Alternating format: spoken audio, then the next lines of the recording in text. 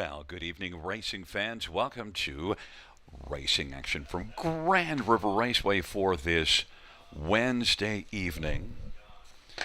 Our first dash will go to post in approximately 20 minutes. Blue skies with some white fluffies, but track listed as fast. It's another beautiful, moderate day here in Elora, Center Wellington nonetheless. Let's get a look at the changes on this evening's card. Note in race number 1, scratched is number 6, Sobel Kowalski. Scratched is number 7, Captain Amigo. Note number 10, Bus in Motion, is going to draw in and will score post position 6. Daryl Thiessen will drive. Daryl Thiessen will drive Bus in Motion.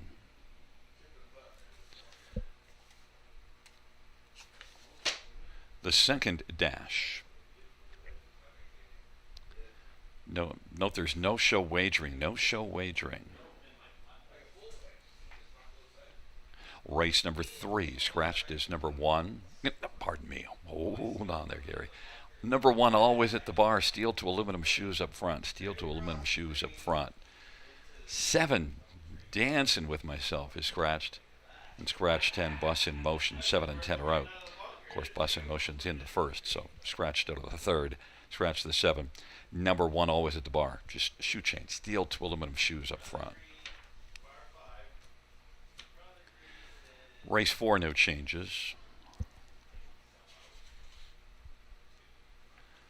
Race 5, number 8, Jam Amazing, and scratch the also eligible. Race 5, scratch 8 and 10.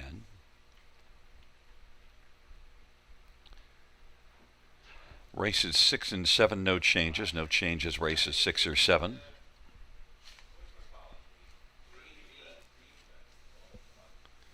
Race 8, number 6, Sunny's Dream, scratched. Race 8, scratch 6, Sunny Dreams. Race 9, no changes.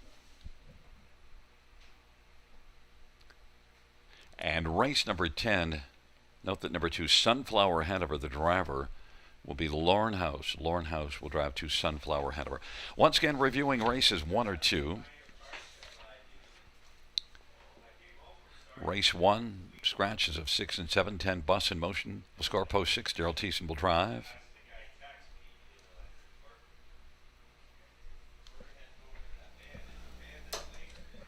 And the second race, no changes, but no show wagering in the second. 16 minutes to post time. Time to welcome in my co-host and our handicapping expert, our London Bureau Chief. How are you doing, Sugar?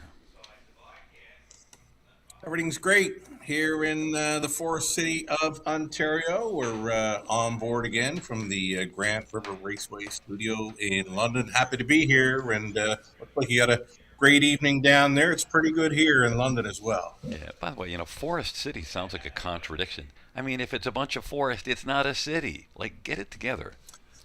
There was lots of forests here. You know what? They just keep on building and building, and the city keeps growing.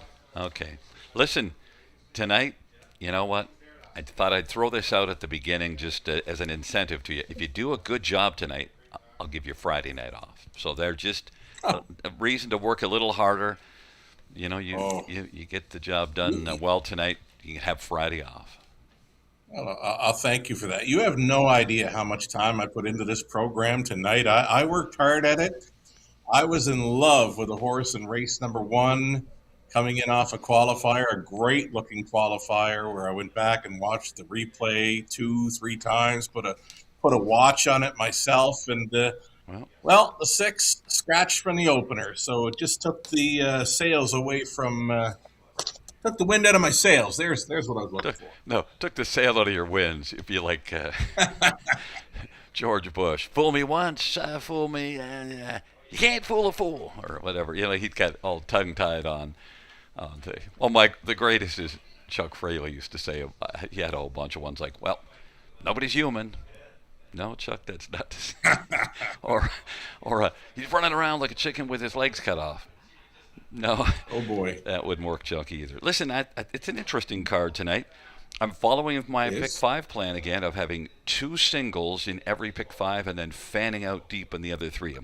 I did actually end up getting. got to be careful. You got I to be know. careful when you do stuff like that because sometimes a ticket just won't allow for something like that. Well, But I know you like to stick to your guns, I'm Gary. forcing my format now. Look, on Monday night, I got the late pick five. We paid $11. I spent $12 getting $11. So that's why sometimes Yep, I'm critical of someone spending 20 on a pick five because even if gotcha. you had it there on the last one, you would have lost money. Tell you what, Gary, we've got a rare 10 moving in tonight. We don't see a 10 Yeah, too often here. So just a heads up for and folks that the 10 is moving in nine the to two on the opener board and right leaving now. from post. Look, Yeah, he's probably got a pretty good shot in there. One trainer that's really heating it up, and I'm sure you've noticed, and I have too. I've highlighted him in a pair of races tonight, races 1 and 7 for trainer Sean Stacy. Well done. Just keep on doing what you're doing. yeah, and you were all over that on Monday talking about Sean Stacy being really rocking and rolling and doing well, and so things to notice. Hot Barns, Sean Stacy certainly coming in Yeah. well. You got to notice that 10 bus in motion because this is one coming in from Mohawk, and we've seen before horses coming in from Mohawk that aren't doing well, doing really well. Final thing I wanted to ask you, just because I don't even know the answer to this, did they do the draw for the Gold Cup and Saucer? They did. Sugarman drew the rail from Oh, trainer Mark McKinnon. oh, Doug McNair, I'm hearing, will be driving. From the back tier spot 9, it's going to be 5th and 5. Now, that's the one Jody Jamieson wanted to drive. So both those horses are going to be racing for trainer Mark McKinnon. Mickey Sean, a local horse from Charlottetown with Corey McPherson, drew the outside post 8. So oh, there's geez. that's a real tough spot, but I'm really liking the chances for Mark McKinnon, Doug McNair, and Sugarman.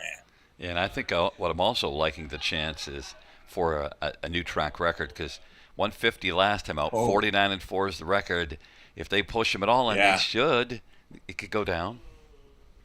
If they get the good weather, that's up front, fast and dry conditions, maybe a 25-degree Celsius. The thing is, Gary, around midnight, the air is kind of damp there most times, and it cools off quite a bit. It's Yeah, very tough to go a big mile. I mean, Sinker was down there where the half was in 53 and a bit, and I thought yeah.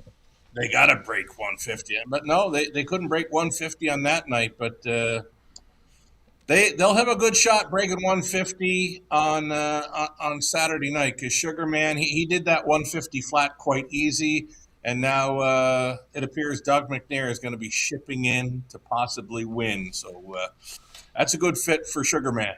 Well, we'll see what's a good fit for our pick five ticket coming up because we're going to bow out for a few commercials and then I'll talk to you at 8 minutes to post time.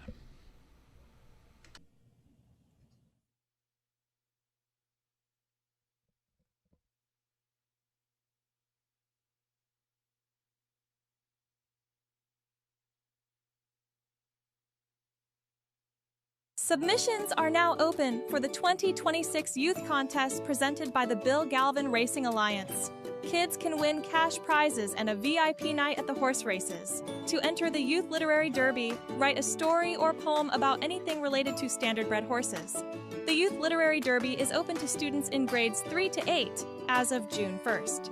To enter the Youth Art Derby, draw or sketch anything related to standardbred horses. The Youth Literary Derby is open to students in grades 3 to 12 as of June 1st. The deadline to enter both contests is August 31st. Visit our website for more information and inspiration.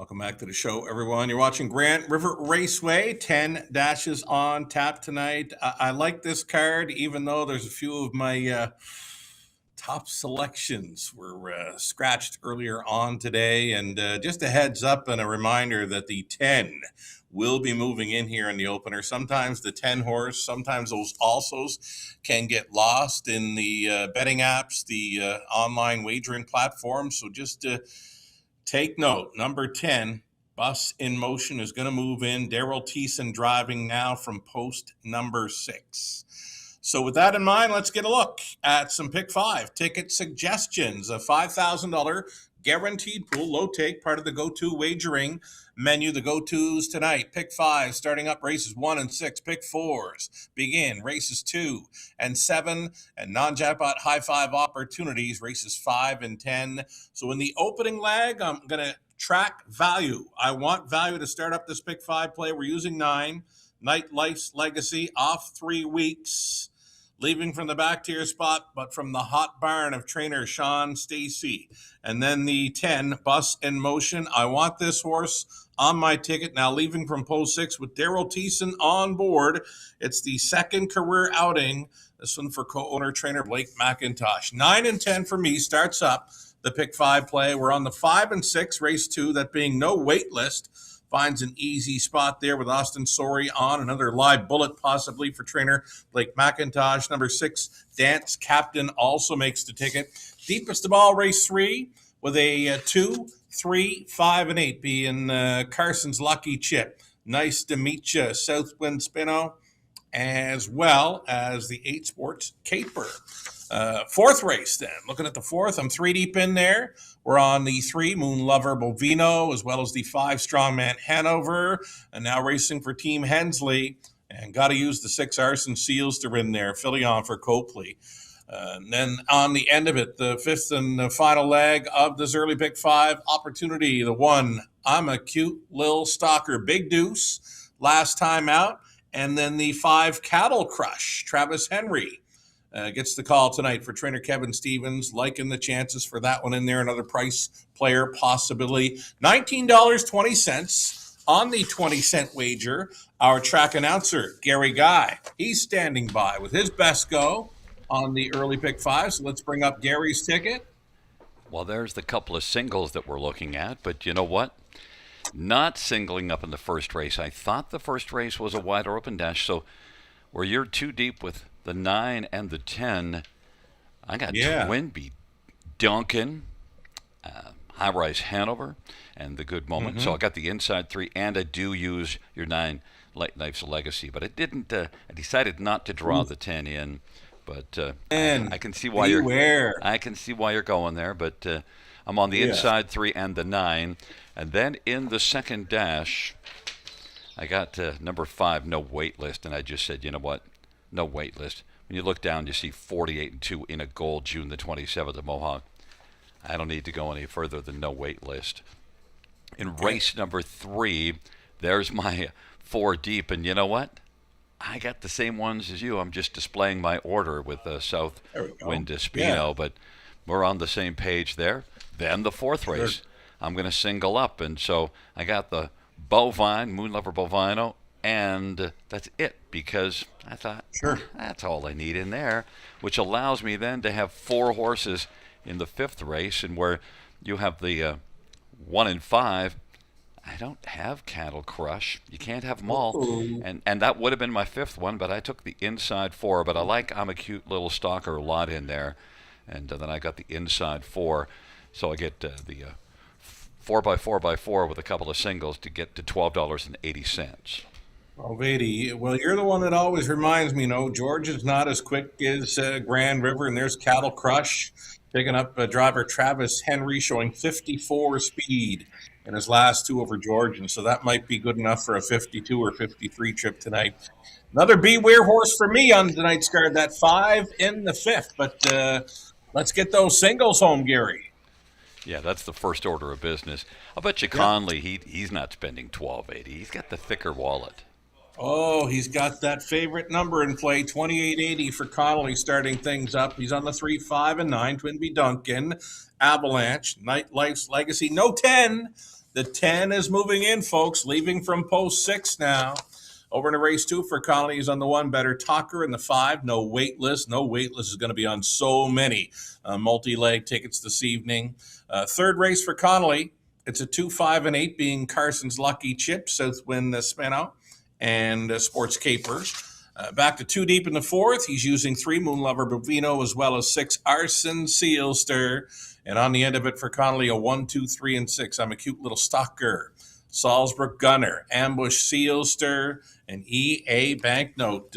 Some big price players that Connolly's going after throughout his pick 5 sequence. Again, he's in to go for $28.80. So here we are. It's a $5,000 guaranteed pool. Scratch the 6 and 7 from the opener. The 10 is moving in with Daryl Thiessen driving from post 6. Just a heads up on that one, folks. A couple of minutes away. We'll see them on post parade soon. The next voice you'll hear will be that of track announcer Gary Guy. Best of luck to all racing and playing along tonight.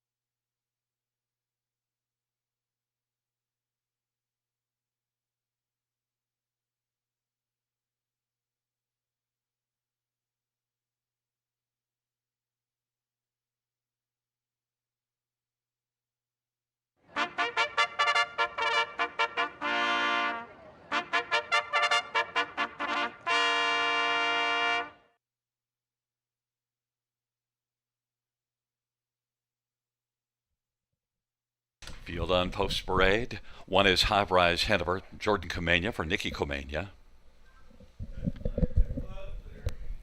Number 2, The Good Moment, Jason Ryan for Francis Guimette and Gaston Boulanger.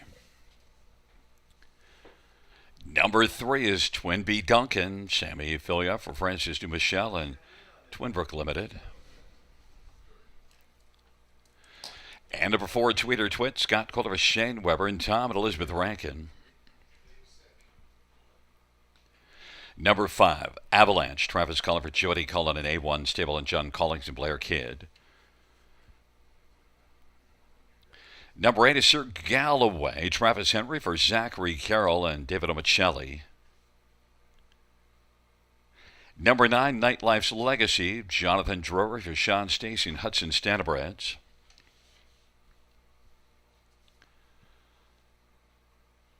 And number 10, Bus in Motion.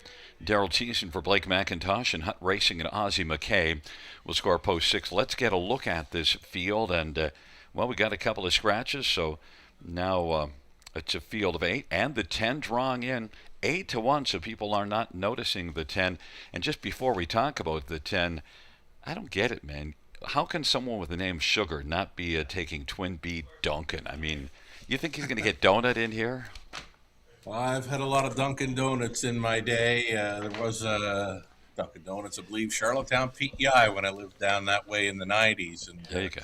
I frequented that spot quite a bit. And, yeah, I'm staying away from anything sugar in this opening leg of the Pick 5 play. I love the look of this 10, by the way, coming in for trainer Blake McIntosh. He's got a few live bullets early on tonight's card. Post 6, Daryl Thiessen on board.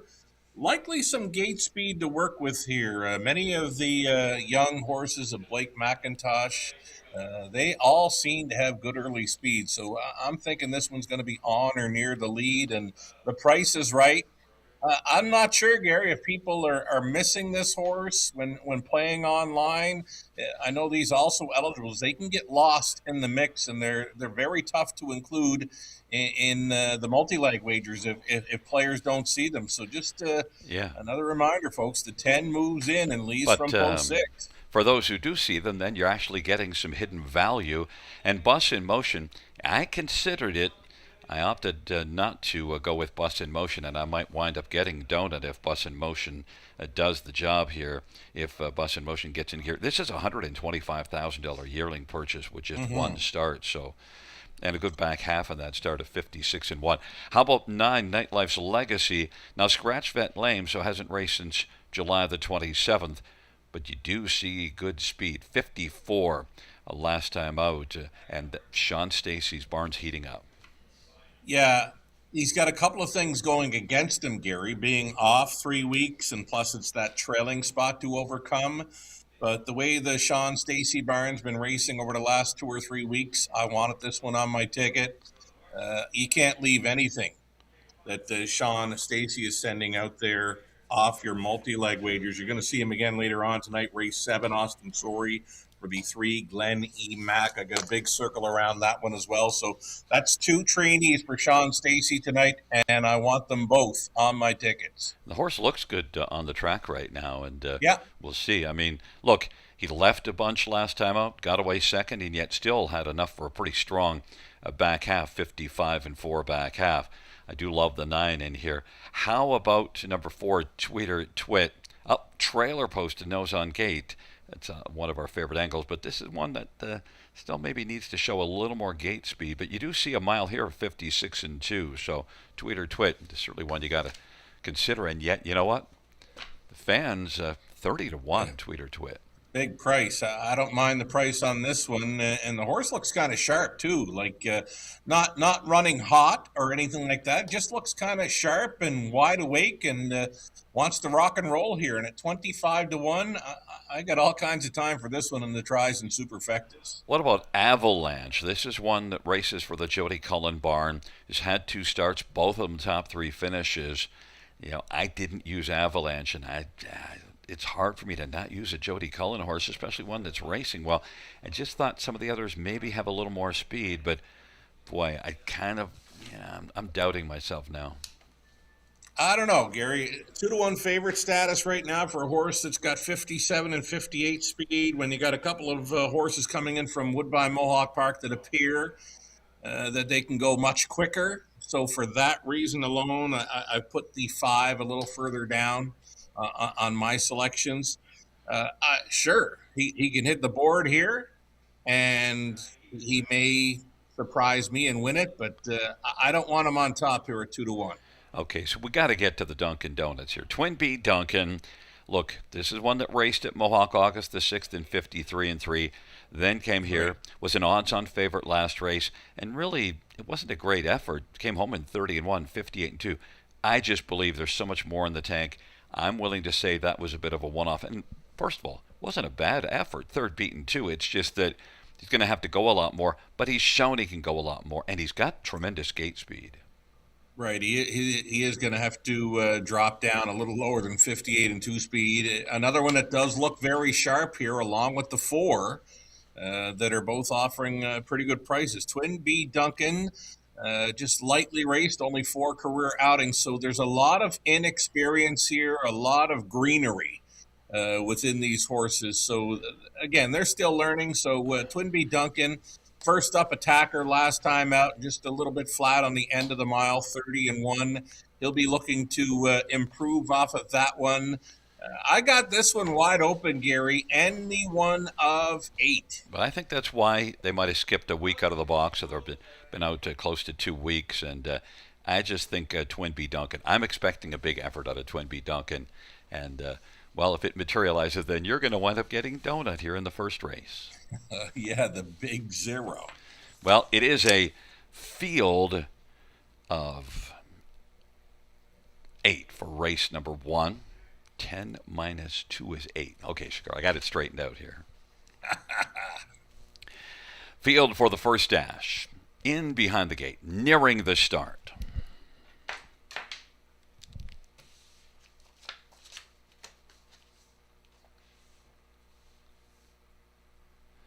Field for race number 1. There at the start of the rough end, Tweeter Twit's going to leave with Twin B Duncan with inside advantage, though, over Tweeter Twit. And to the outside, trying to blast out his bus in motion. And High Rise Hanover is going to press on through from the inside now. High Rise Hanover on the inside, and to the outside, bus in motion is still in motion 3 wide. And Twin B Duncan's between those two. Twin B Duncan and Sammy Filia is trying to, move on the outside. Didn't want the pocket. It was available, but Twin B Duncan is going to drive on now and challenge High Rise Hanover. 27-1 opening quarter. High Rise Hanover. Twin B Duncan is caught on the outside, and now Sammy is in a bad spot, and on the inside, bus in motion. Tweeter Twit's racing position 4th. Avalanche is 5th as they race their way on around the turn. And then it is back further to Nightlife's Legacy, racing 2nd from last year, Galloway, and the good moment is trailing the field. High Rise Hanover leading as they race on down the backstretch. 57-second half of a 27-1 opening quarter. Racing second, that is Bus in Motion. Twin B Duncan's backed away. Avalanche is now skiing well on the outside and is coming on. And it is High Rise Hanover. Avalanche now is getting up a little closer. Bus in Motion is third. Nightlife's Legacy has moved up now second over fourth, but High Rise Hanover continuing by 3/4 and still looking strong, getting a little bit of urging. 127 is the 3/4. A 30-second third panel breather for High Rise Hanover, and racing second, Bus in Motion. Then Nightlife's Legacy, Avalanche, and on the inside, it is Tweeter Twit, and way out wide is Sir Galloway coming late. On down the stretch route they come. High Rise Hanover, High Rise Hanover. Sir Galloway's flying on the outside. High Rise Hanover, Sir Galloway is closing hard. High Rise Hanover, Sir Galloway comes on to win at 60-1. Sir Galloway, the Pie Man, and Anthony will be out in the winter circle. And you know what, Sugar?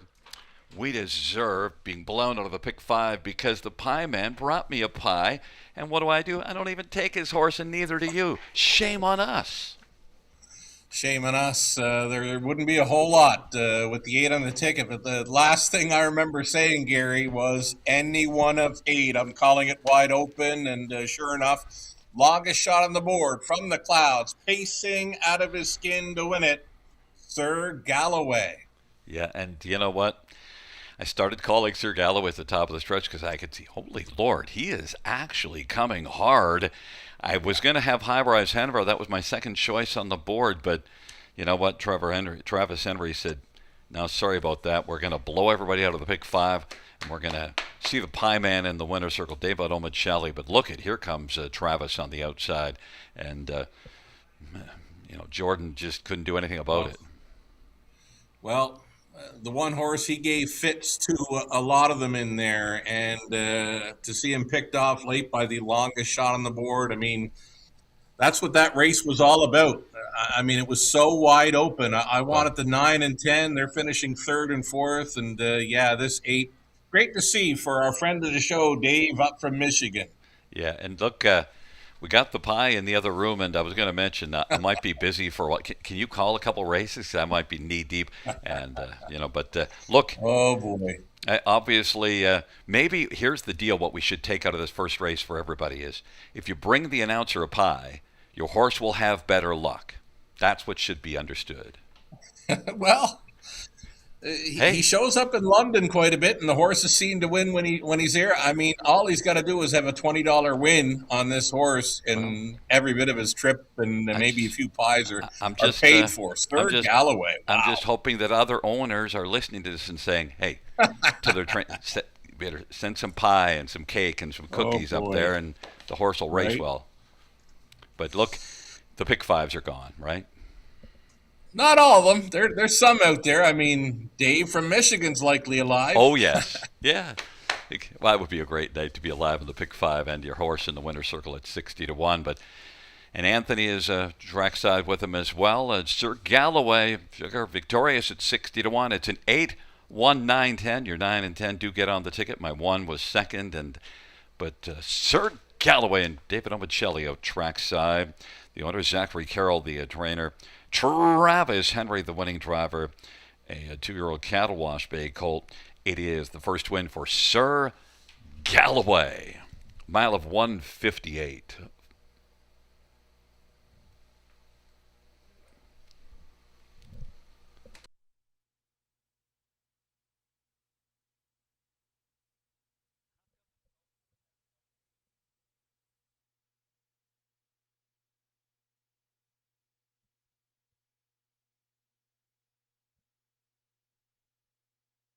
Mutual payoffs. Number 8, Sir Galloway, $125.20, $31.990. 1 High Rise Hanover, $520, $320. 9 Nightlife's Legacy, $3. $2 Exactor, $709.90. Dollar Try, $1,850.55. The 20-cent Try, $370.11. 20-cent Super, $1,527.95.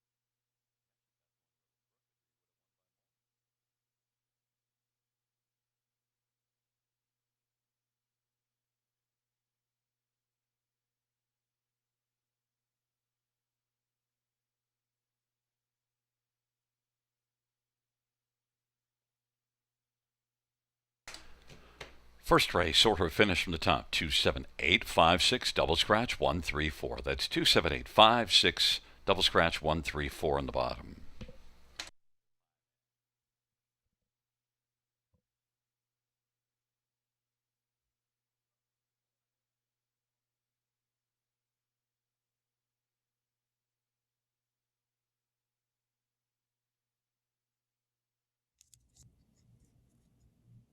Okay, diving right into an early pick four because many pick five tickets, and yeah, well, they've made their way to the waste bin.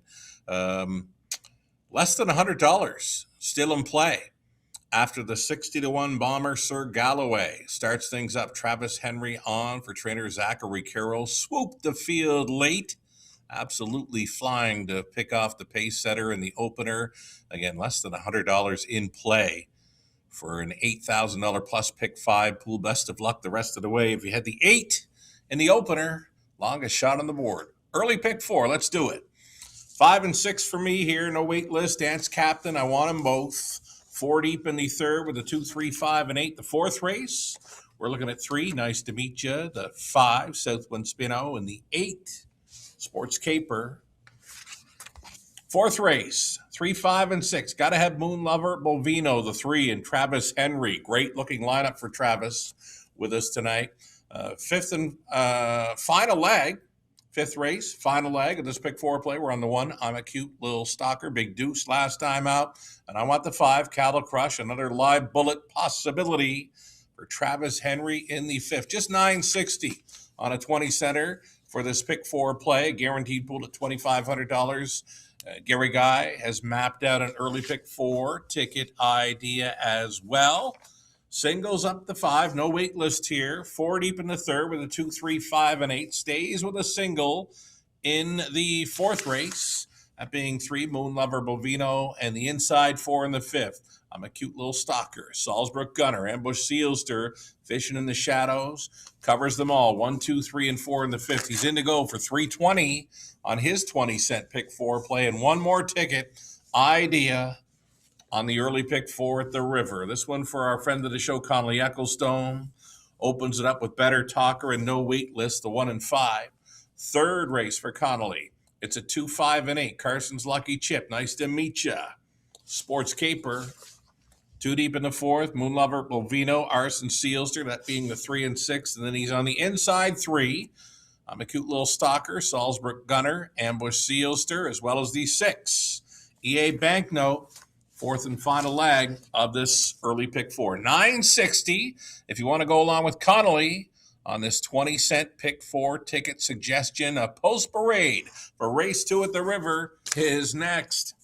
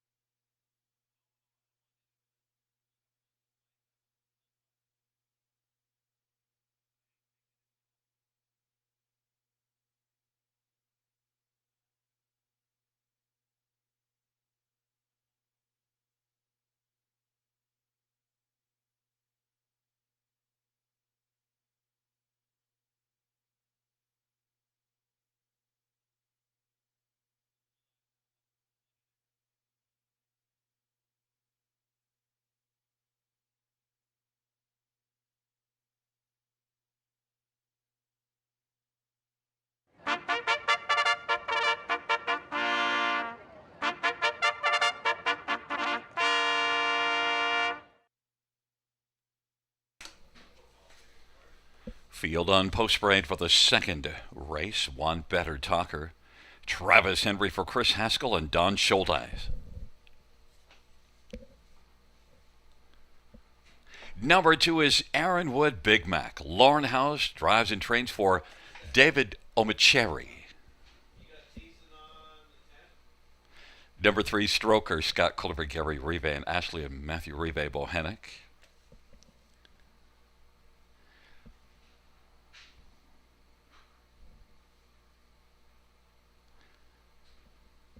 Number 4, Long Shot Panic, Malik Smith for Wayne Smith. Number 5, No Waitlist, Austin Surrey for Blake McIntosh and Tim Dickinson.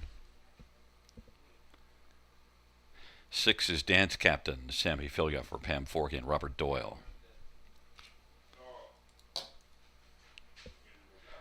Number 7, Gans by Mike Whalen for Walter Whalen and Chris Nickel. Field of 7, race number 2. Sugar, before we get to the horses, I've renamed David. His last name now is Omacheri, and we're enjoying the cherry pie up here. That's a good one, Omacheri. Omacheri. I've struggled with his last name, but he's always said, no, whatever you say. It's Omacheri. I've gone Omacheri from now on because this is the second time he's brought me cherry pie, so Omacheri. But you know what?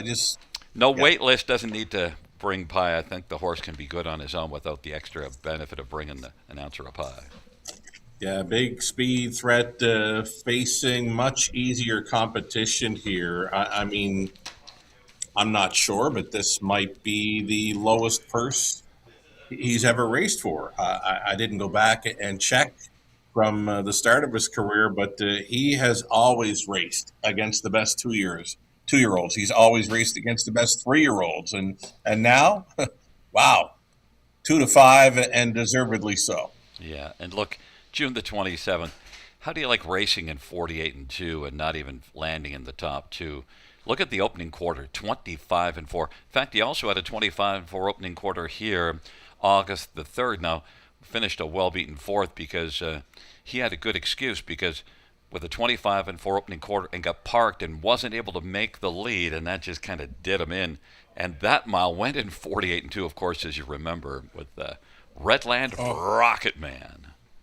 Yeah, Redland Rocket Man, Big Deuce there at Northfield last weekend too. What a race for him when he went 4 wide on the final turn. He just missed to Melillo in a big race there at Northfield Park in the half mile. I wasn't sure how he'd get around the half. He had no trouble with it. I mean, he was 3 deep on the last turn. Redland Rocket Man.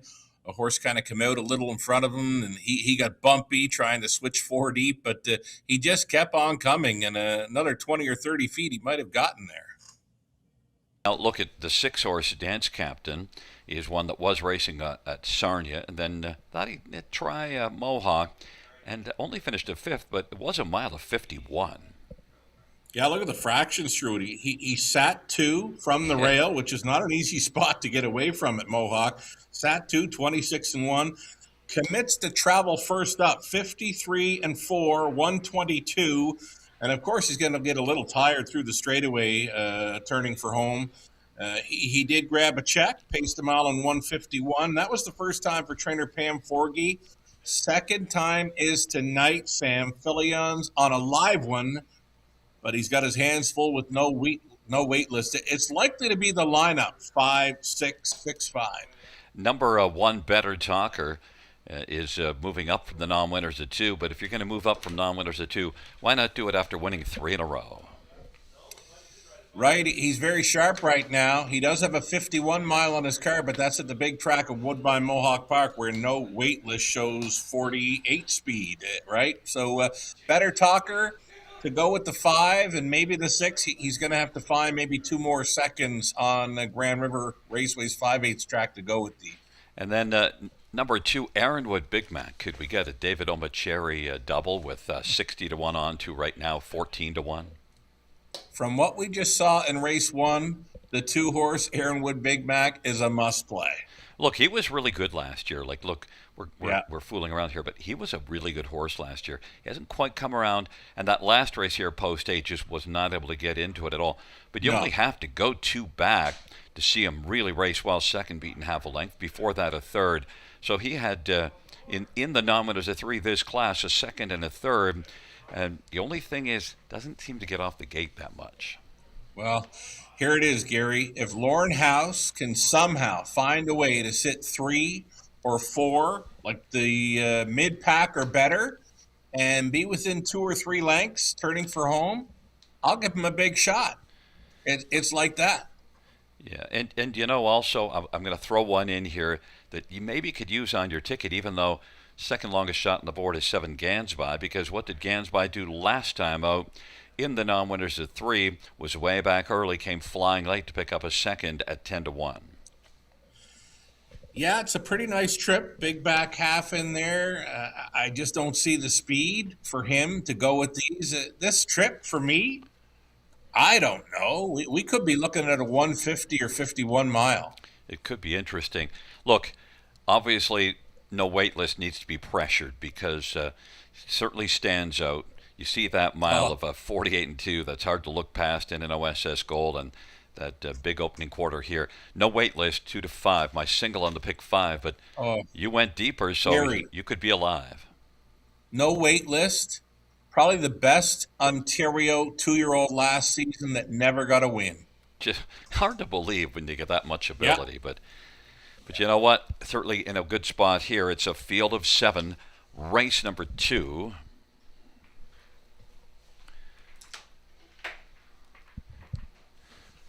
Field for the second race on a wonderful Wednesday, wending their way towards the start. They're at the start of the rough, and dance captain Stroker on the inside. Better Talker. It's Better Talker and Stroker.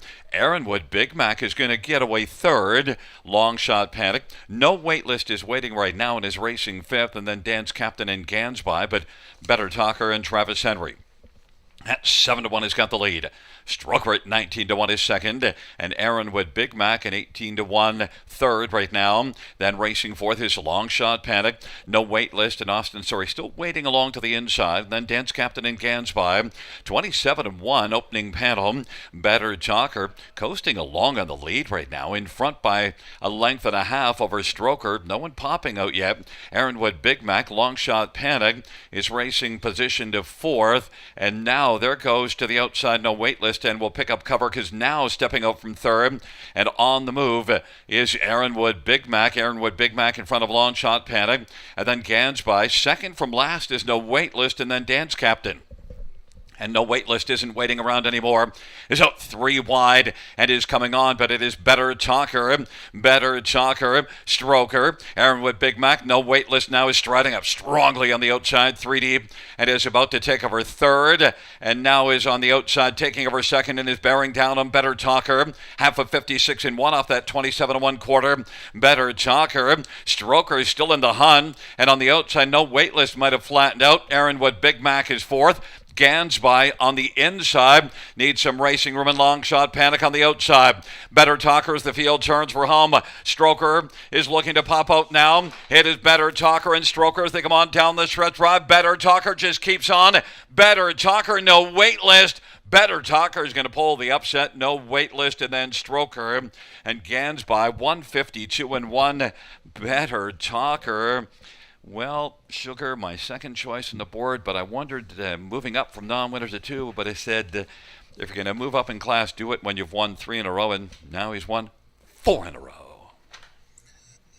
Yeah, go with the sharp horse that is familiar with the condition type races. I mean, you saw No Wait List getting some major class relief, getting away from stakes competition, but slides into a conditioned event where, when they left the gate, I think a lot of people were just scratching their heads. And, it was a tough spot to win from for the 5, right? Yeah, I mean, he got involved in some traffic issues through that final half. He still raced a big one. Yep. And it was a great showing for him, really, to come on, pass a bunch of horses, 3 deep through the stretch, and still closing. But Better Talker was able to steal away a 29 flat second quarter, and that was all he needed, because then the flow started and that flow was stalled, and that's where the trouble for the 5 No Wait List came. But still, give it up for No Wait List. He doesn't race much from off the pace, but he did tonight, and he did well. Like I said, he's still closing, so I'm sure Blake McIntosh would be happy with that trip. Yeah, and look, the thing with Better Talker also is that 27-1 opening quarter. I kind of thought this level of horse, you'd get a little more early speed. So by the time you get that 56 and 1/2, and Travis's horse is pretty alive at the finish because he just didn't have to work as hard. He did put in a decent third panel, but he was able to come a very nice back half, equal, put in some nice back half because you got Yeah. it 56 and 1. He had an easier time of it tonight, Gary, than he did last start. And he was facing much tougher tonight. He was able to just kind of, like I said, steal away through that second quarter. That was all he needed. And now he goes home with a new life best. And Travis Henry takes the first two legs of a pick five. And yeah, we're going to start talking about carryover now. I was wondering if it would be an Omicelli double, but it was a Travis Henry double, 60-1 on to 7-1. So somebody's holding on to a nice double ticket. Back in front of us is one Better Talker for your Better's Delight Bay Gelding by Don Scholdice and Chris Haskell. Travis Henry takes the double. 8th win for Better Talker in 13 starts this year. 9th win lifetime. Better Talker, 152-1, a new career mark.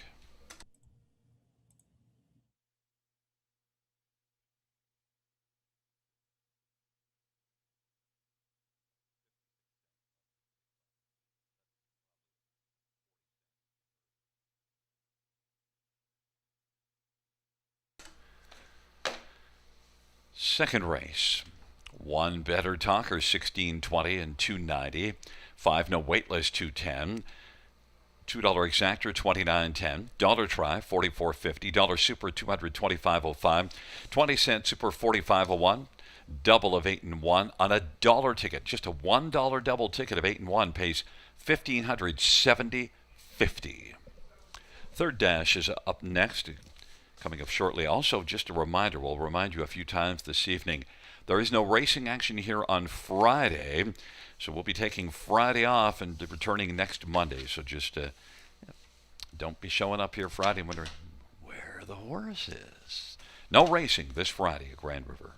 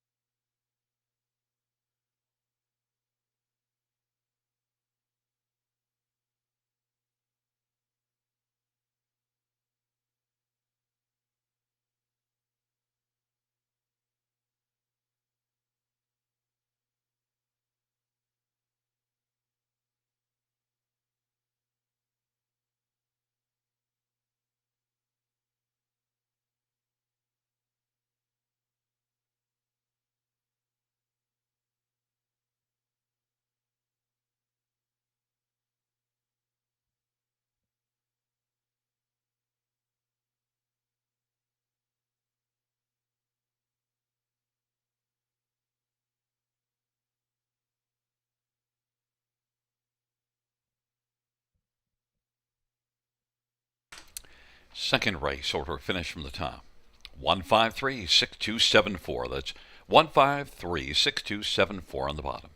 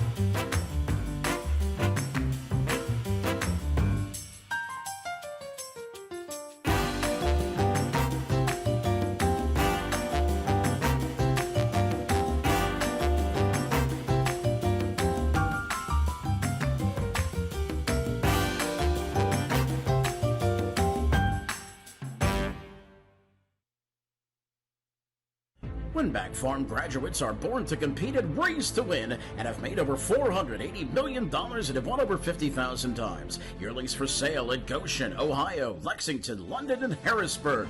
Featuring first crop yearlings sired by Meadowlands Pace winner Beach Glass, Adios Pace winner Cannibal, O'Brien Award winner Lawless Shadow, multiple O'Brien Award winner Tattoo Artist, and Dan Patch Award winner Volume 8. Yearlings eligible for multiple racing jurisdictions. For more information, visit winbackfarm.com.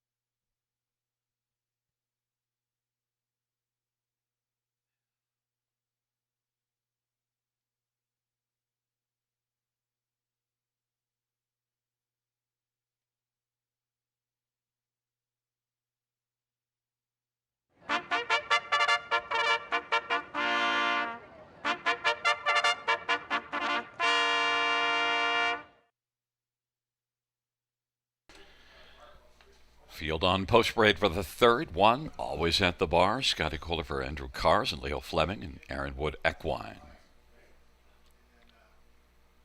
Number 2 is Carson's Lucky Chip. Jason Ryan for Greg McNair and David Carson. Number 3 is Nice to Meet You. Travis Henry for Jeff Williams and Martin Stables and William Hunter. Number 4 is Carlo Gambino. Jay Harris for Gary Murner and Brendan Giroux. 4 is Southwind Spino. 5 Southwind Spino. Semi-Philly for Anthony Beaton and David Mercer and Timothy Hayes. Number 6 is Squad Up. Paul Davies for Nicole Davies. Number 8 is Sports Caper. Daryl Teason for Vic Putty and Mike Morocco.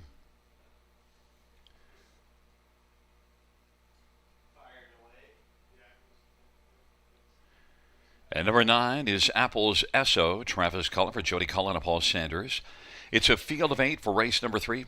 Scratched is number 7. Let's get a look at this field. And, well, Sugar, I got blown out of the pick 5 and bombed out of the pick 4. Maybe we can look at a pick 3 ticket in here, but you're still alive. And Well, I'll tell you what. There's not many alive in the pick 5 play. There's less than $1. I saw that. Like 56 cents. So we're talking maybe 3 centers. No, 2 out there, 3 to 4. No. 20 centers maybe. No, it'd be 220 it's cents. already even 220, 2 American 20 centers is probably what it is. Okay. There you go. You got a better read on that than I do then. So then that's how it is. So there's lots of time to map out a late pick 5. In all likelihood, we're going to be featuring the carryover on the back half of this card. And, if you can even take down the pick 4 play, you're going to get paid. But it's time to talk about race number 3. We turn the page on both races 1 and 2. Sports Caper raced well, but I didn't use this one on top because of the post, but at least now moves in one spot with a scratch. Got some gate speed, too. And you got a guy that likes to send them from that outside gate, Daryl Teason. On board. I got a highlight marker, and his name is highlighted in my program. I got a big circle around the 8. A circle also goes around the 3. It could be the lineup here. You see the hot hands of Travis Henry. I mean, he could win the first 3 tonight, and it would not be a surprise at all, and he'd not be done yet because he's got a great-looking lineup. Well, and Sports Caper certainly has shown, besides that race here last time out, also shows finishing 3rd in 54 at Mohawk back July the 19th. So Sports Caper, Daryl Teason, double barrel Daryl is probably going to be firing early. Carson's Lucky Chip, Jason Ryan for Greg McNair, and shows headed in the right direction. And if you follow the projection, 3rd, then 2nd, so maybe a win here. Pretty good mile over Clinton, that last time out in the Prospect Series, August 9th. Paced the back half in 59. He just got picked off late by Untold Story, but he's put up some pretty good speed at Kawartha Downs, 57-4. I would liken that to 55 speed over the river. Pretty good price right now. Jason Ryan, he's got to drive in the Gold Cup and Saucer. Gary, he'll be driving Geordie. One of 2 trainees for Jacques Dupont. He's also sending out Helava, trial winner, which will feature Louis Philippe on board, but Jason Ryan in the Gold Cup and Saucer driving number 2, Geordie. So, Jason's pumped. Let's see what he can do with this, too. Carson's Lucky Chip. Well, Carson's Lucky Chip can get off the wings and went to the front last time out and 2nd at the quarter of the start before it. Southwind Spino, Sammy Philly for Anthony Beaton. Made a break last time out, but if you go 2 back, 54-3 at Mohawk. Yeah, he showed early speed on that occasion. I don't think we're going to see the early speed tonight because first and foremost, this 2-year-old son of Bulldog Hanover needs the clean line. That break was on a fast track, so he'll have to get away cleanly and stay flat throughout. 2-1 right now, right? Lukewarm favorite status. I've got him pegged as a top 3 player. I can't put him on top, though, not when showing a break last time out. And certainly Travis is coming in hot, but he's dangerous in here because this is one that blasted to the front from post 8. Did give up a couple of positions eventually to finish third, but likely to get out really well from post 3 here now. 27-4 first quarter last time out. If there's any driver in Ontario that loves to win in bunches, when he gets hot, you got to play him. This is the guy. It's Travis Henry. I think they all. When he gets hot in London, he just wins in bunches, and we're seeing it here tonight at the River. I think they all love to win in bunches. It's just a matter of whether you could do it. But this guy though, when he wins in bunches, streaky. It seems to happen quite often for Travis. We haven't seen him win 3 or 4 in a night at the River in a long while, but some lineup tonight, he might win 5 or 6. I think what you're saying, he's kind of a streaky sort, and he's on a good streak right now. And could keep it going. And we'll see. He's got a good shot in here, 2-1. In fact, my top one, Southwind Spino, is the 9-5 favorite. And you're on Sports Caper. Double barrel Darrell for Vic Putty from the outside. We'll see how this unfolds. It's the 2-year-olds, Colts and Geldings on the pace, a field of 8.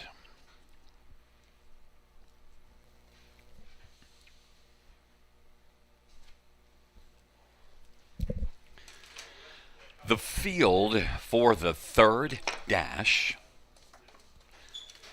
Gathering speed, approaching the start.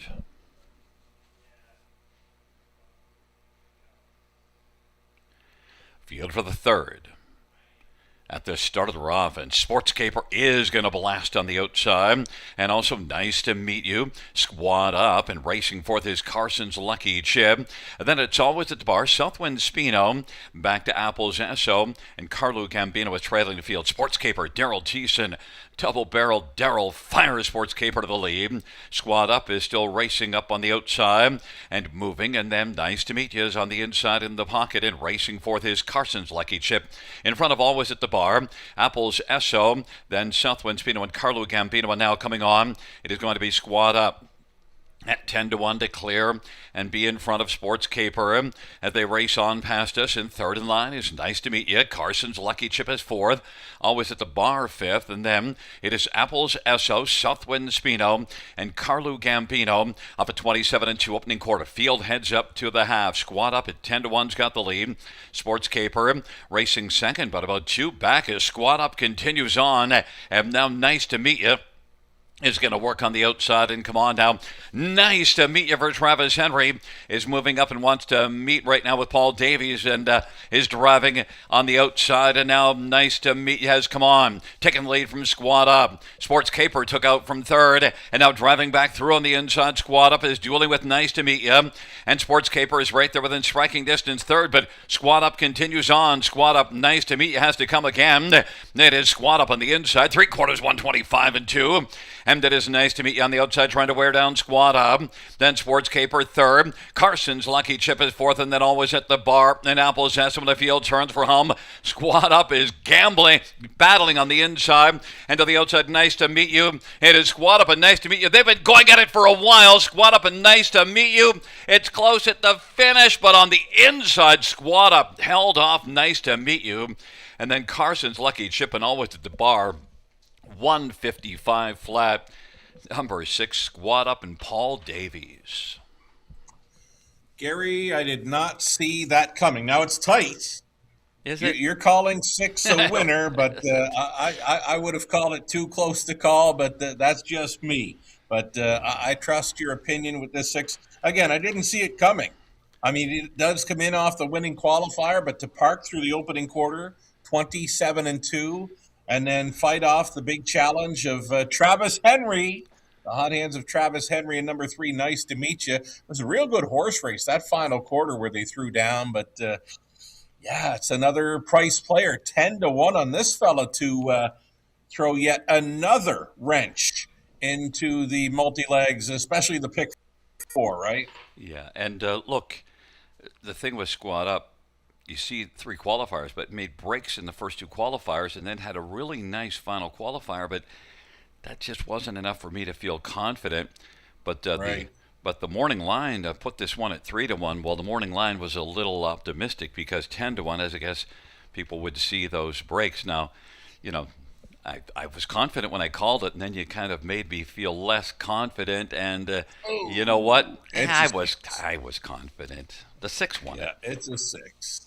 Too Wow, close to another call. value player shows up tonight, and Travis Henry tastes his first defeat tonight. But again, he's got a good lineup, and I could see him in the winner's circle another time or two. Yeah, this is going to be a. I mean, that was a really. You talk about a hard fought win. Like Squad Up earned Yeah. every cent he's going to get for the winner's share.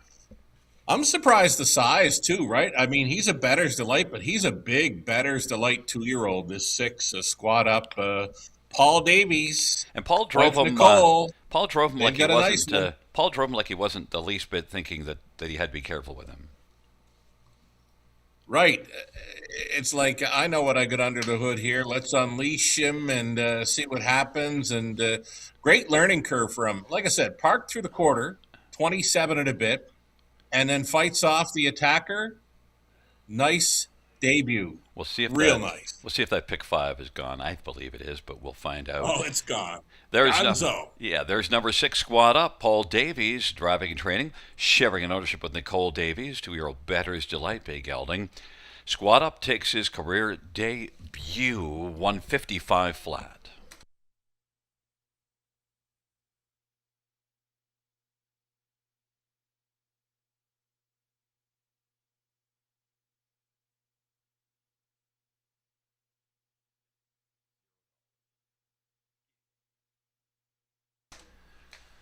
The third race, number 6 squad up, 2360, 1090, and 640. 3 nice to meet you, 450 and 310, and 2 Carson's Lucky Chip, 370. $2 exact, $88. 20-cent try, 24.95. 20-cent super, 157.08.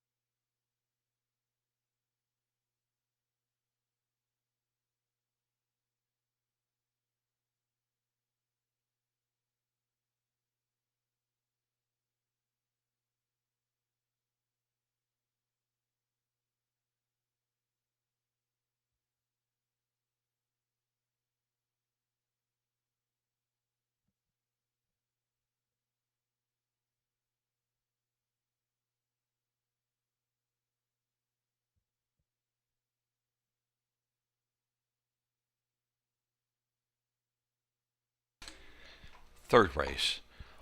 Order finish from the top, 432-871, scratch 56. That's 432-871, scratch 56 in the bottom.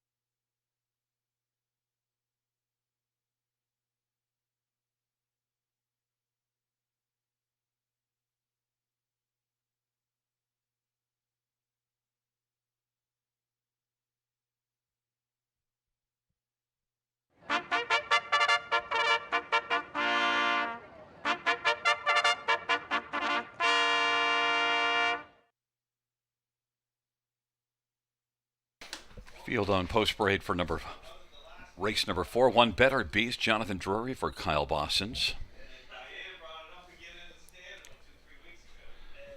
Number 2, Captain's Legacy, Travis Cullen for Francis Dumichel and John Nizick and Claude Godin. Number 3 is Moon Lover Bovino, Travis Henry for Clifford McGuire, Nance McGuire. 4 is Parlay King, Daryl Cheeson for Bill Butt and C.E. Lawrence and Jason Batter and Greg McNair. 5 is Strongman, Hanover Eddie Hensley for Ashley Hensley. Number 6, Arson Sealster, Sammy Filia for Jamie Copley and Kimberly Eaton and Dwayne Tingley. Number 7, Summit Sealster, Jason Ryan for Corey Giles and Brad Gray. Number 8 is Jimmy's on a Roll, Austin Story for Rachel Andrew. It's a field of 8 for race number 4. Let's get a look at this field, and quickly before we do, Sugar, the pick 5 will have a carryover because there's no money left in the pick 5, even with 2 races to go. Yeah, I mapped it out to be almost $7,000 in carryover. I think there was an 8,153 pool, and when you do the low takeout from that, you're left with well over $6,000 in carryover money. Add it to the late pick 5 pool tonight, and with no live racing Friday, you want to take down this late pick 5 tonight. Now, how accurate is that? Is that the maritime math, or is... I'll call it maritime math. Okay. Yeah, I did it in my head, man. Oh, well, there you go. Well, that works. Moon That's Lover the Bovino. old maritime way. Moon Lover Bovino. You know what? You don't have to know a lot of maritime math to look at this one and think he's got a big time shot. Yeah, 3 wins in his last 5 victories from 9 starts on the season, and those latest victories, 2 of them at the river, 151 and a bit over the river. And you've got the Travis Henry factor, right? Oh, I mean, winning twice, nosed out once, and here he goes for his 4th drive on the night at even money. Yeah, Moon Lover Bovino's just, and look, can get off the gate. Post doesn't matter. Has a good post, but just doesn't matter. Moon Lover Bovino, I think, is racing so well. How about number 6, Arson Sealster? We both use this one for second. And this is one that, 9 out of 16 in the top 2, so another good reason why you can use this one on the exactor ticket.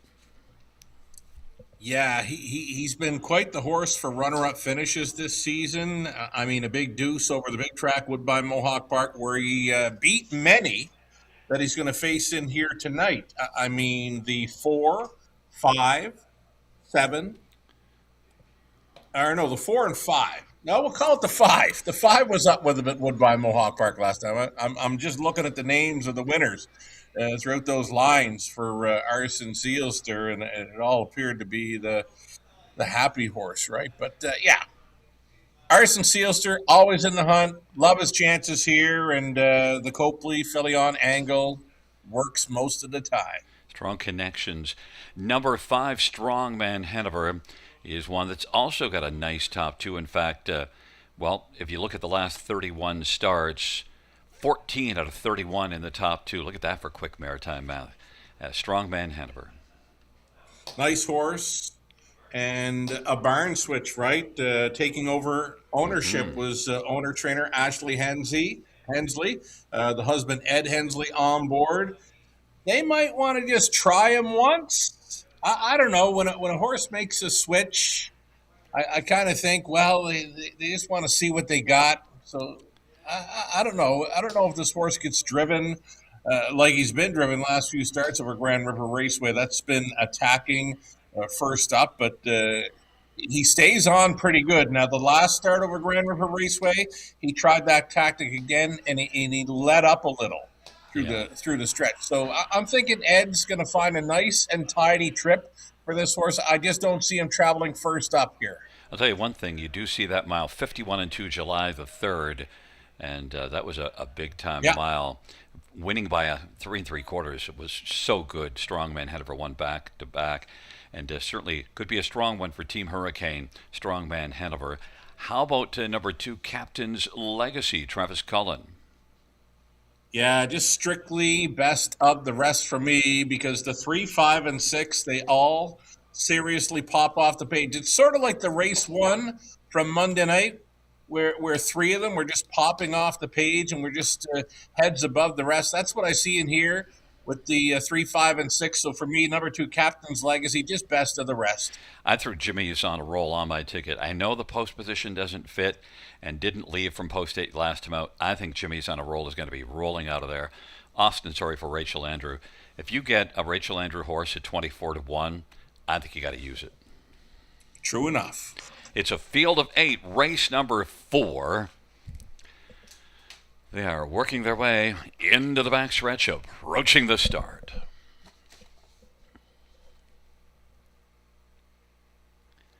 It's a field of 8 for the 4th dash on a wonderful Wednesday night as we are gathered at the river. Field for the 4th race at the start of the rough, and right now blasting out is Strongman Hanover, Moon Lover Bovino, Summit Sealster, Better Beast, and Arson Sealster, then Captain's Legacy. Jimmy's on a roll is rolling second last in front of Parlay King. Strongman Hanover and Hurricane Hensley came out storming early. Moon Lover Bovino is racing the pocket. Summit Sealster third, Better Beast is racing fourth, then Arson Sealster, Captain's Legacy. Then it is back to Jimmy's on a roll, and trailing the field is Parlay King. 26-3. It was a solid opening panel put up by Strongman Hanover and Eddie Hensley, leading a length and a half. Moonlover Bovino is right there enjoying the view in the pocket. Summit Sealster is third. Better Beast is fourth on the inside. In front of Arson Sealster, nobody's popped out just yet, and Captain's Legacy is third from last, and then it is Jimmy's on a roll, and Parlay King is trailing the field 8 in a line. 56-1 halftime. Strongman Hanover as they race on down the backstretch. Strongman Hanover, Moon Lover Bovino patiently waiting along in the pocket. Summit Sealster. There goes Better Beast now, and Better Beast wants to better his position and is moving up and has quickly come on to take over second. And Arson Sealster now is on fire and has moved up. They head on towards 3/4. Strongman Hanover still strong on top. Moon Lover Bovino driving back through on the inside. Better Beast on the outside shares second with Moon Lover Bovino. Then Arson Sealster, Captain's Legacy. Then Parlay King, Summit Sealster, and Jimmy's on a roll is having a problem and is back trailing the field 3/4, 124-4, and the field turns for home, and it is Strongman Hanover makes a break in stride, so now Moon Lover Bovino inherits the lead. Moon Lover Bovino says thank you very much, and Travis Henry takes his third on the evening. Arson Sealster, then Strongman Hanover recovered to finish third. There will be an inquiry on 5 Strongman Hanover and then Captain's Legacy. 152-4, race number 4. And, well, Moon Lover Bovino, Travis Henry won a couple earlier and then certainly benefited there with some good racing luck. Yeah, lucky he was out and about, challenging. When the 5 rolls off stride, he's clearly out of the way, and Ed brought him down into the safety lane, and yeah, you're right. There will be a judge's inquiry. Anytime a horse makes a break and they still finish top 3 or 4, judge's inquiry, they will review that break. But if it stands, 3-6-5-2, I'm going ice cold on this one, Gary. Well, and there's lots of different rules on the braking regulations, so they have to look at them all and see. And yeah, because Eddie was able to get that one back to recover quickly and finish third, so that's what they'll be looking at. But interesting to see if Moon Lover Bovino would have gotten by Strongman Hanover, because Moon Lover Bovino, Travis gave this one a pretty nice trip on the back of Strongman Hanover. Likely one of the best trips I've ever seen this horse go. I mean, Travis just shook the lines at him here. I mean, look at him pace off into the evening. I mean, they weren't beating this fella tonight. I think he would have got the best of 5, Strongman Hanover, had he not broke. I mean, the 5 was going to be second best for sure, but I don't think he was going to be able to hold off Moon Lover Bovino. That horse just tripped out. Yeah, and also the 5 is lapped on by the 2 at the finish. We'll see what they end up deciding, and that's up to them. But just you do see that the 2 does lap the 5. So, and with the 5 making that break, but I'm only I'm taking. no racing I official, was but gonna I say. think I the take just 5 looks all right there. well. I just take only the announcers' pay. That's enough for me. In fact, it's probably way more than I deserve. So I'll settle for that. And you know what? Travis Henry's having a pay night. Having himself a night, and this horse could go around again. He looks that good. Back in front of us, Moonlover Bovino, 4-year-old Shadow Play Bay Gelding by Nancy McGuire, trained by Clifford McGuire. Travis Henry, the driving hat trick, 6th win in 10 starts for Moonlover Bovino this season. 12th win lifetime, Moonlover Bovino.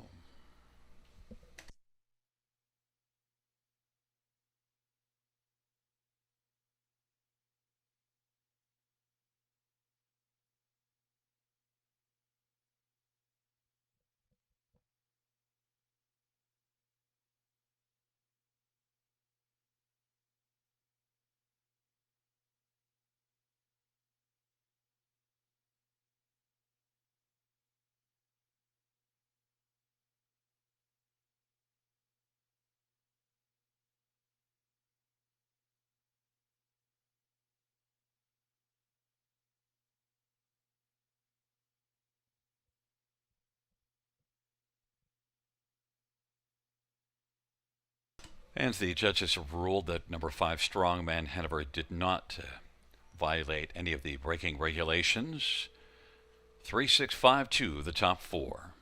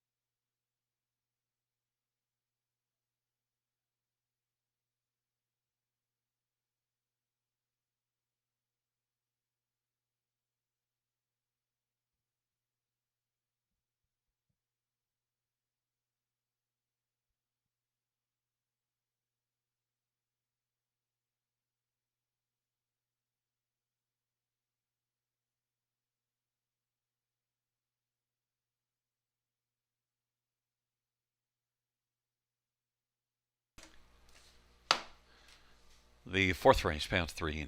Moonlover Bovino, 330, 240, 210. 6 Arson Sealster, 490, 240. 5 Strongman Hanover, 210. $2 exactor, 1260. Dollar try, 1010. Dollar super, 2160. 20-cent super, 432.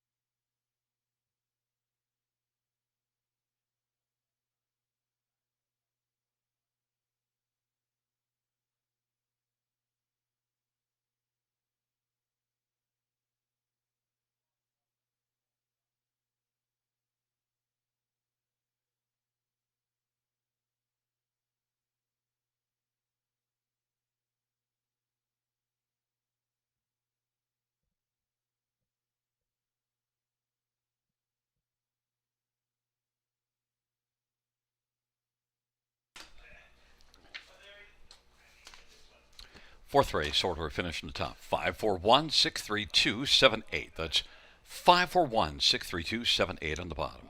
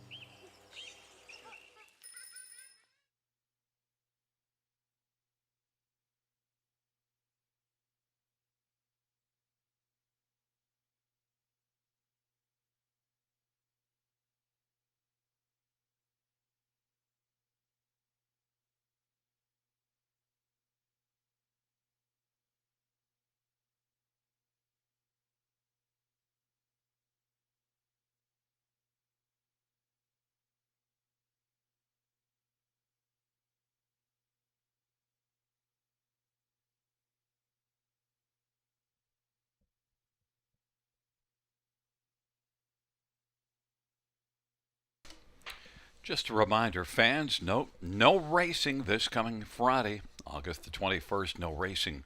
We'll be back next Monday, first at 6:20.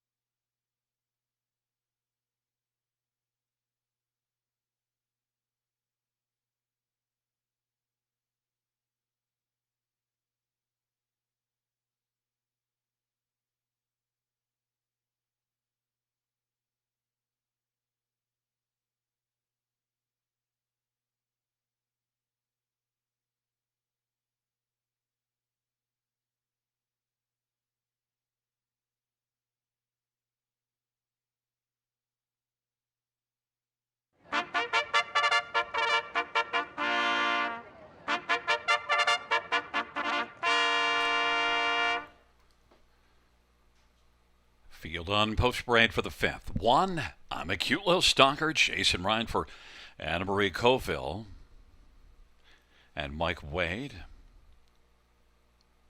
Number 2 is Salzburg Gunner. Daryl Thiessen for Gary Murner and Brendan Chireau. Number 3, Ambush Sealster. Austin Surrey for John Kennedy and Allison and Caitlin Kennedy and Valerie Phillips. Number 4, Fishing in the Shadows. Mark McDonnell for Joshua McKibben and Paul Batter. Number 5 is Cattle Crush. Travis Henry for Kevin Stevens and Nicole Loeffler.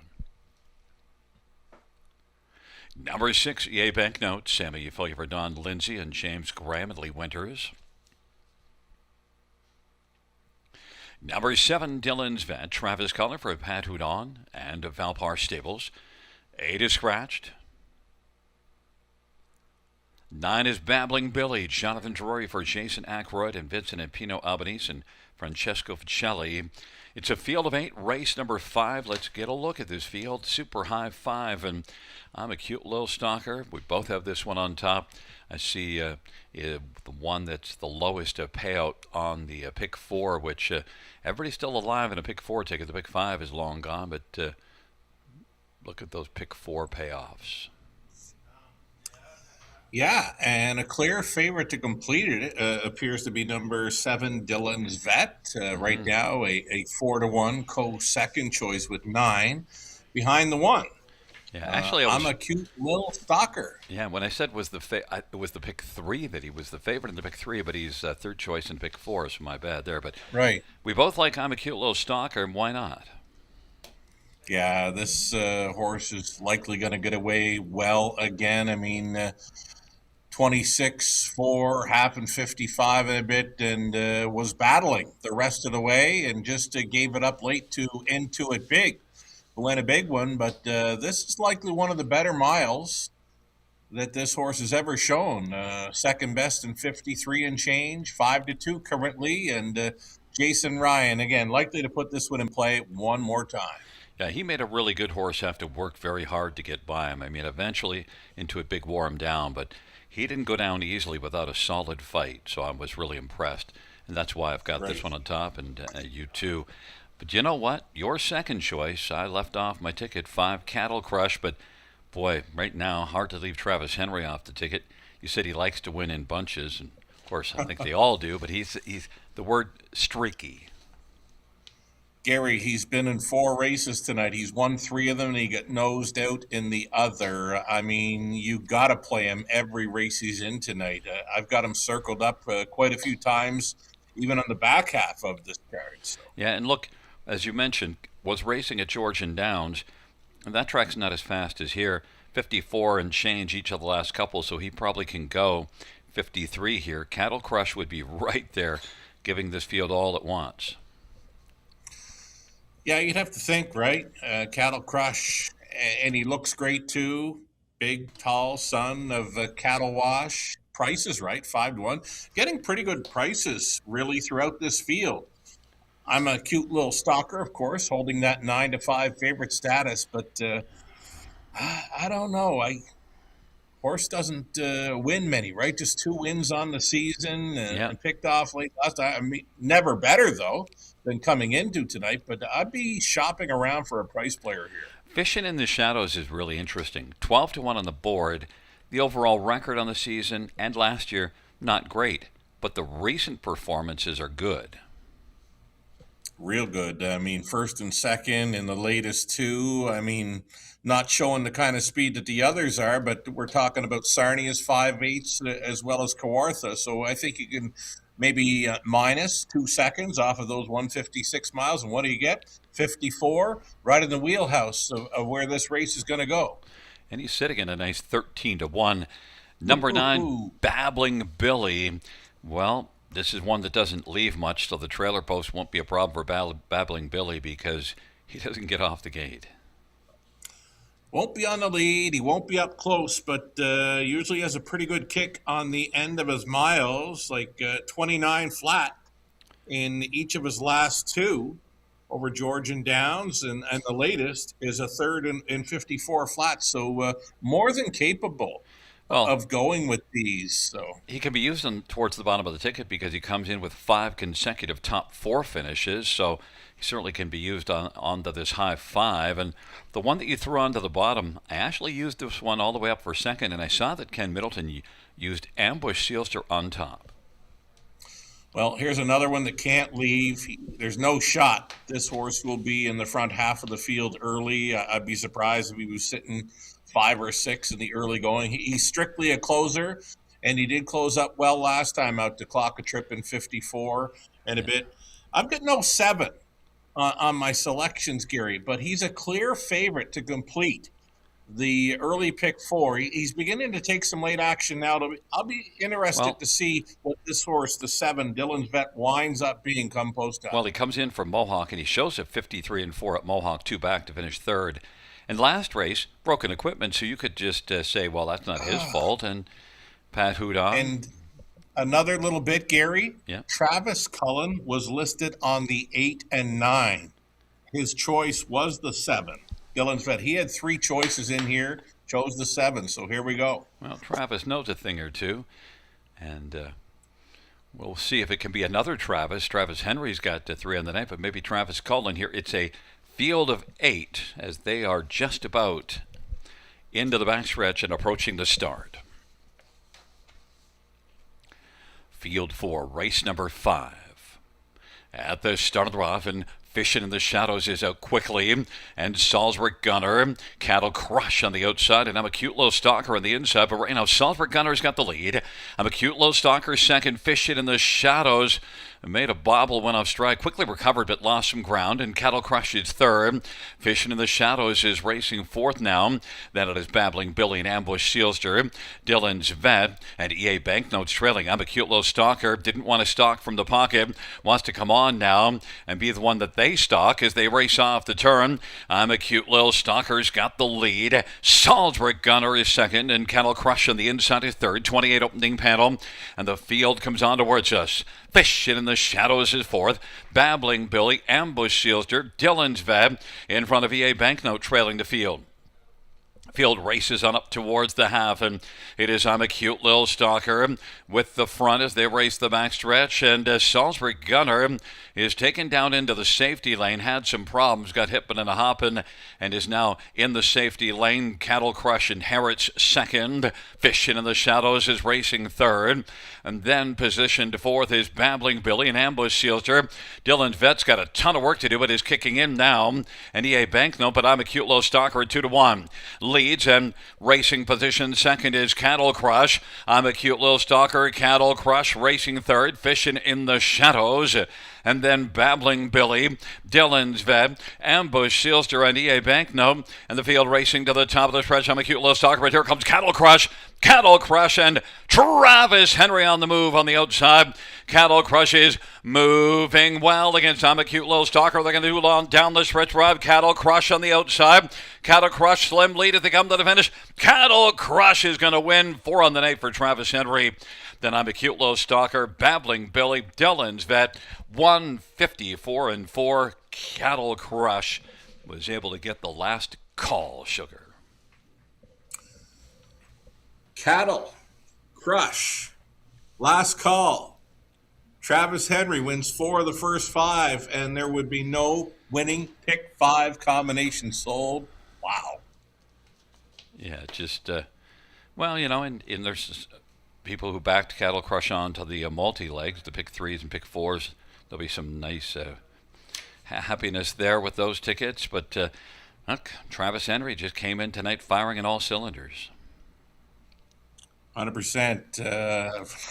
After he won the opener, I said he's got a good-looking lineup. I went circling up everything that Travis was driving on the remainder of the night, and I've got lots of circles in this program now. And this is one that, you know, I said raced in the nominators at 2 at Georgian, and even though the finishes 5th and 6th, the speed was enough to really fit and compare well in here. Oh, for sure. 54 over Georgian. Mm-hmm. I mean, matched it here, yeah. And he looked great. his on-track presentation was spectacular Yeah. prior to this race, and I mean, with the break of number two and the early going, it just set it up for him perfectly with a pocket ride and mild upset winner here at 7-2. The seven, who was a favorite in the pick four play, he did take late action 3-2, but wasn't a whole lot of interest there from the backfield. No, too far back also. And Travis, he's tripped out tonight on a couple of occasions as well, and helped the assist to Daryl Thiessen to going had to go into the safety line because he was really hipping and hopping. Right, yeah. But not hipping and hopping. I mean, he's hopping right along tonight, Mr. Travis Turk Henry. It's a 5-1-9-7-4 back in front of us. Number 5, Cattle Crush, 3-year-old Cattle Wash Bay Gelding, owned by Nicole Loeffler and Kevin Stevens. Kevin Stevens, the trainer. Travis Henry. Turk Henry, 4 wins on the evening. Cattle Crush, second win this year, third lifetime.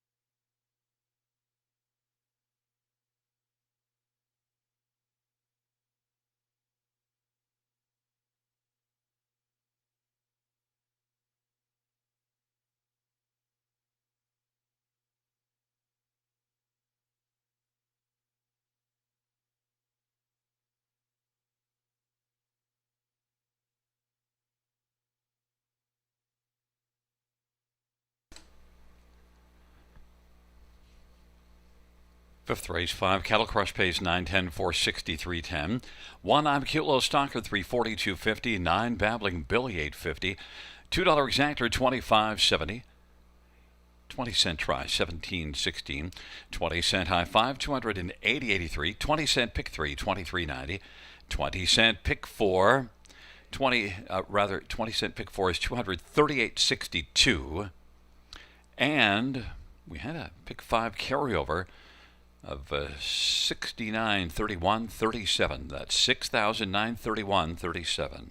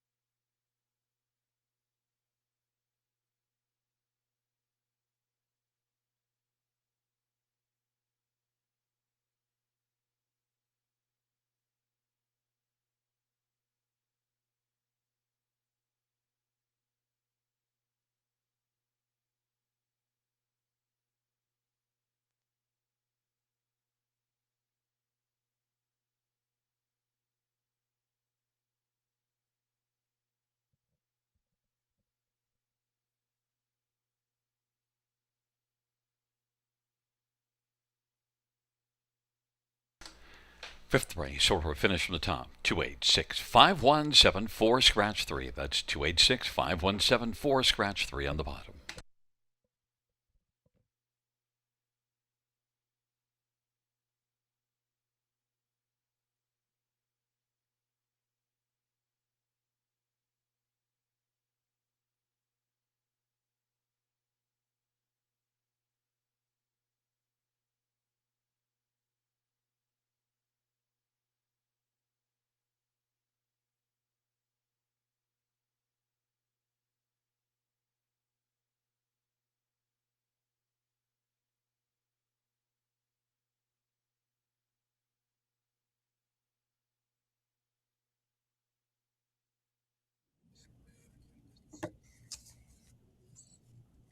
Alrighty, we are back and we are set to dive into the back half of this Wednesday night program. Final card of the week at Grand River Raceway with no live racing. This coming Friday evening. We'll be back on Monday night at 6:20. Let's talk about a carryover, right? There is a pick 5 carryover here in race number 6. Covers the final 5 races on the card, of course. There's the carryover total. Thought it would be close to $7,000. There it is. Estimated pool, $15,000. Low take. Basically playing into a pool with no takeout, folks. That's the way it's been when we get these pick 5s carryovers in play. High 5 carryovers in play as well at Grand River Raceway. Again, you're virtually going to be playing into a pool with 0 takeout for this late pick 5 carryover that starts here in race 6. Let's get a look. Or Gary, you want to chime in? I'm knee deep in pie. Let's go to the tickets while he gets a bite of pie, and we'll come back and check out your pick 5 ticket idea here, Gary. 4-5-7 for me, the opening leg. We're calling it Jet Out Early, Alchemy, Hanover, and Court's Choice. Like that for me. I'm going to go deepest of all in race number 7. I've got 5 of them in there, 2 through 6. I want them all, 2, 3, 4, 5, and 6, though there is a big circle around number 3, Glenn E. Mack, going out for trainer Sean Stacey. The 8th race, we're on the 1 and 2, My Gelato, as well as 2, Woodmere Oduya. There's a live bullet once again for Travis Henry tonight. That 2, Woodmere Oduya, for me, is popping off the page in race number 8. The 9th race, we're liking 3 and 2 at Big, and we're also going to try the 5, Panic Ray. And on the end of it, race number 10, the 1, Tall Dark Latte, and the 2, Sunflower Hanover Lauren House, now driving $24 even on the 20-cent wager. That's what I'm good for. Sugar, what are you good for, Gary? Yeah, we mowed down the pie, and now with all that extra energy, I feel like I can find this smoothly. I got a couple of singles. I had 2 singles in the first leg. One of them, of course, got home in the 4th race, Moonliver Bovino, and the other one, of course, in the 2nd race. Just missed out after a tough trip. But coming right back to a single here, Alchemy Hanover. I just think Alchemy Hanover raced extremely well last time out, and that was after being out of the box a while, scratch vet sick, missing time. So if anything, could be even sharper, just missed by half a length. So I like Alchemy Hanover all alone. Then in the 7th race, you went pretty wide. Well, I went 4 deep, so I've got a bunch of the ones that you have, other than I don't have Wicked Wanks, and that's just one that you added towards the bottom. So I'm pretty similar to you, just went 4 deep. 8th race, well, I'll go 4 deep. You only have Travis with Woodmere Oduya and My Gelato, but I've got Stylish Stella and Groovy Baby, My Gelato and Panthermonium. So if Travis... Gary, I'm hoping you want it too in race 8, man. I'm hoping Travis is driving Woodmere Oduya, because otherwise, if he is able to do it, well, I'm out. And 9th race, a single, She's Dreams. Here's the thing, though, Into It Big. Man, I wrestled to not have Into It Big, but Lauren House drove Into It Big last 3 starts and opts to go to She's Dreams for Scott McNiven, and I opted on to She's Dreams. Problem is, first start of the season, he's got big-time credentials. The only thing you would hold against him He's been out of the box since last September, and 11 months, yeah. but he qualified here in Sure. 56 and 3. He's a big time. He had a really good 2-year-old campaign, lightly raced, and then one more to look at, race number 10. I go to HB Josephine, which is one that you didn't include, but I got HB Josephine, Tolark Latte you did include, and I went Century Moo instead of Sunflower Hanover. So the one that you liked the most, I left off, so I took the 1, 3, and 4. Wow. A correction.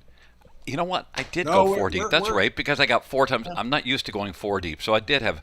But that's your top pick's my 4th one. But I went 4 deep because my new plan now is a couple of singles and then 3 races. I'm going to plow it all the way to 4 deep and see if I can get one that's not one that I like a lot, but I like enough to use out of the 4. You got to hit one of these soon. One more ticket to look at. Our friend of the show, Conley Ecclestone, 2160. He's in to go with 4 deep, the opening leg, 3 deep for races 7 and 8. He's got a single up in race number 9. He's going to single up as well. Number 2, Cheese Dreams. Good luck, fellas, with that single in race number 9. That's a gutsy play in the 9th race for both Gary and Connolly. The 10th race for Connolly, the 1, 2, and 4. Again, he's in for 2160. This is the late pick 5 carryover. Good luck.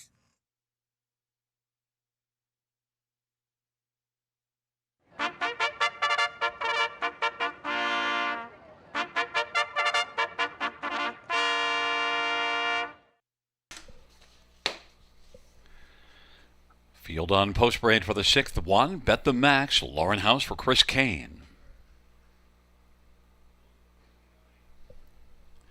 Number 2, Can't Control Carl. Jason Ryan for Michelle Olsen and Roger Ferguson.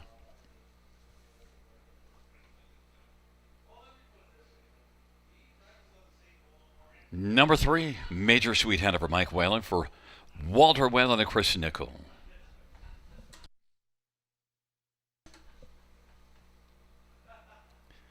Number 4, Jet Out Early. Travis Cullen for Jeffrey Thompson and Lori Thompson.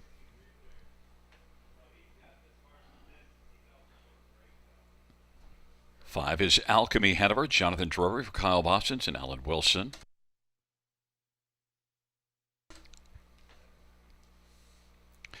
Number 6, Domain Sister Semi Filly for Francis Gumet and Stewart and Patricia Bolander. Number 7, Court's Choice, Travis Henry for Mary Ratchford and Brady Doyle. And number 8, Now It's a Party, Jeffrey Hunt for Patrick Hunt and Jennifer Armstrong. Field of 8, race number 6. Shall we get a look at this field? And, well, Sugar, you can talk about Alchemy Hanover for a second. I got to run into the other room and get some water to wash down the cherry pie. All right. Well, we'll dive into it then. This is the late pick 5 carryover, folks. Almost $7,000 added to this pick 5 pool, estimated to come out at about $15,000. You're going to be playing into virtually a pool with no takeout. It's a low takeout as it is, but anytime there's a carryover here at the river, you're basically playing into a pool with the next to nothing as a takeout. So here we go. Late pick 5 starting up here. Still time. Liking the 5. Alchemy Hanover. Jonathan Drury on board with trainer Kyle Boston. Second best in the latest here at the river. And that was after missing 1 month of action. And that's why the players are on him to the tune of even money right now. Gary. Yeah, look, I made it back. And Alchemy Hanover, for me, it was an easy choice. I just thought, boy, if anything, he could be even sharper than last time out, and he missed that time, so I'm all in. Number 4, Jet Out Early, is my second choice, your second choice. This is also one that's like one that I'm telling you about later in the program that, well, I was a little afraid about being out of the box. Yeah. June 29th was the last start. Yeah, missed all of July, but the qualifier says he's good to go. I mean, we've talked about this lots this meet. Rarely do we see horses chart at 27 on the end of any miles, let alone a qualifier. Well, Jet Out Early, August 12th qualifier, charted home in 27 and a bit. So for me, I like it because we just don't see it that often. Yeah, and look, Scott Young turned this one on for the final quarter just to make sure that he got let out a little bit, and he's certainly one that's capable. He's already got in just 4 starts this year. He's got a second and a third and a second at right here at 55 and 3, and and also had a third here. So he's in 2 starts here. He hit the ticket in both of them. Jet out early. Number 7, Court's Choice, Travis Henry. You know what? Fans are on the Travis train right now, and 2-1. Gotta be. I'm looking through the card. I mean, I got him circled up here in race number 6. He's not listed in the 7th, but I got him circled up big time in race 8 with that Woodmere Oduya horse. So he's put up a big night thus far, and he's not done yet, Gary. Now, and if you're worried about this one racing from off the pace, just look back 2 starts back. July the 29th was 7th at the 1/4 and 1/2 and 3/4. He came on to finish 2nd to Speedy Dancer, beating only 2 lengths. That's right. I mean, that was a good learning curve for this horse this season. I mean, only out 4 times, but that was a big deuce. Last time out, just took him to the back, and there was never any interest to get involved in that one. I mean, I don't know if he's got some gate speed. I haven't seen that much of him. He's got some starts and qualifiers down at Truro Raceway's half boiler in Nova Scotia. Court's Choice, 5-2. Likely won't play 5-2 in the multi-legs. You know what, a horse that now, the more I'm thinking about it, I might use this horse all the way up to 2nd is 3 Major Sweet Hanover, because missed some time before that last start here. Back half of 56 and 2 to come on and finish 5th, but that was post 7. I think this one's going to be flying late. I saw this one at Georgian Downs come flying late to finish 2nd, and also a closing 3rd the start before that. This is one that's got a good late kick. I could put him in the superfecta. I might even use him in the try. That all depends if the 7 leaves. If the 7 does not leave in here, I think that improves the chances for number 3, Major Sweet Hanover and Wayland. Now, Bet the Max on the inside is one that won his last start at Dresden. Won August 3rd at Dresden, and then came here August the 12th, but an equipment break. So I kind of almost count that as not a start because he was pulled up, did not finish, and with an equipment break. So he looks good. Yeah, and that was the trailer post. He's kind of getting grabby here going in behind the gate. He's got to get away cleanly, first and foremost.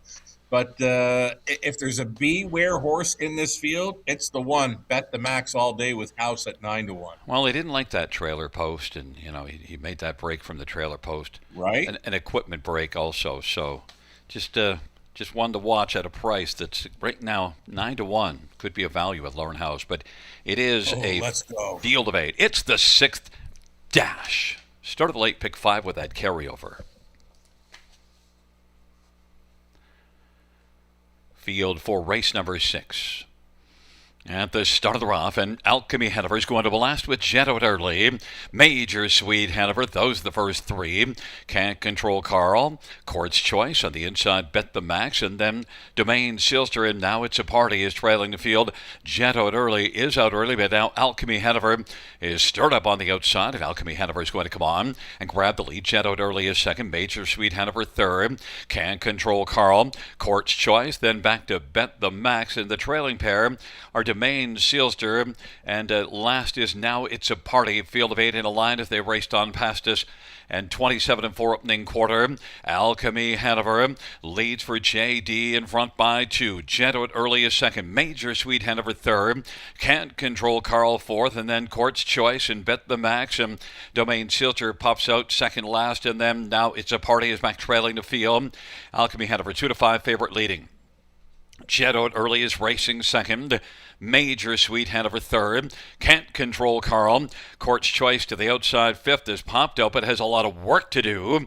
Then Domain Silter. Bet the Max is 2nd last, and Now It's a Party. Alchemy Hanover and Jonathan Drury still sitting still on the bike with the lead of a couple of lengths over Jet out early. Major Sweet Hanover. Court's Choice now has closed to take over 4th. Off that 57 and 4 halftime, they race on by 3/4, and it is Alchemy Hanover ahead of her. Amgetto at early, and then Court's Choice was coming and then went rough and went off stride. Major Sweet ahead of her third. Can't Control Carl fourth, and now it's a party at Feb. But it is Alchemy ahead of her, continuing to drive on the lead. Alchemy ahead of her Major Sweet, ahead of her on the inside on down the stretch drive. Alchemy ahead of her Major Sweet, ahead of her, and Shadow at early, but Alchemy ahead of her is bubbling up at the finish and strong to win it going away. Major Sweet ahead of her, Shadow at early, Can't Control Carl, 154 and 4. Alchemy ahead of her. Sugar, I singled this one on that pick 5 ticket because I just thought that he was sitting on a big mile. And he was, and he did pace a big mile, 54 and 4. Never better than he was on this night. Jonathan Drury on board for trainer Kyle Bossens, Alchemy Hanover. Able to steal away, right? We saw one earlier get a big breather through the second quarter. Well, this one just diddled and dawdled, 30 flat through the second frame. Picked it up a bit through the third quarter, but he was smoking home, 28 and 2 on the end to score easily 154 and 4. And one that you got talking about late at a price, number 3, Major Sweet Hanover for Whalen. Nice deuce. Yeah, I said I might want to use this one higher up on the ticket on to second. And actually wasn't flying late to be second because normally he races him a little more off the pace, but actually Mike had him up a little closer. But it's just that last start was off of a scratch vet sick or scratched vet, whatever. But nonetheless, Major Sweet Hanover, a very good second, and you needed maybe a one at a bit of a price, 12 to 1 onto that, 2 to 5, because I just thought the 5 towered over them. I thought he was sitting on a big race. Yeah, if you're betting those odds-on heavy favorites, you need value underneath. So you're getting a dozen to 1 for the second best horse. Looks like a 5, 3, 4, and 2. So even the 2 Can't Control Carl. I'm seeing here fourth at 45 to 1. So some pretty good prices underneath. Yeah, and actually, he's actually raced okay, Can't Control Carl. That's some value. Jadot early was in the race, but just not a threat to call her and get Alchemy Hanover your second choice. But Alchemy Hanover, I singled him up, and he raced like what I thought he might. Raced like a 2 to 5 shot should. It's a 5-3-4-2. Alchemy Hanover, 3-year-old Captain Treacherous Bay Gelding by Alan Wilson. Kyle Bossens, the trainer. Jonathan Drury is the winning driver. Alchemy Hanover's second win this season in lifetime. Mile of 154 and 4.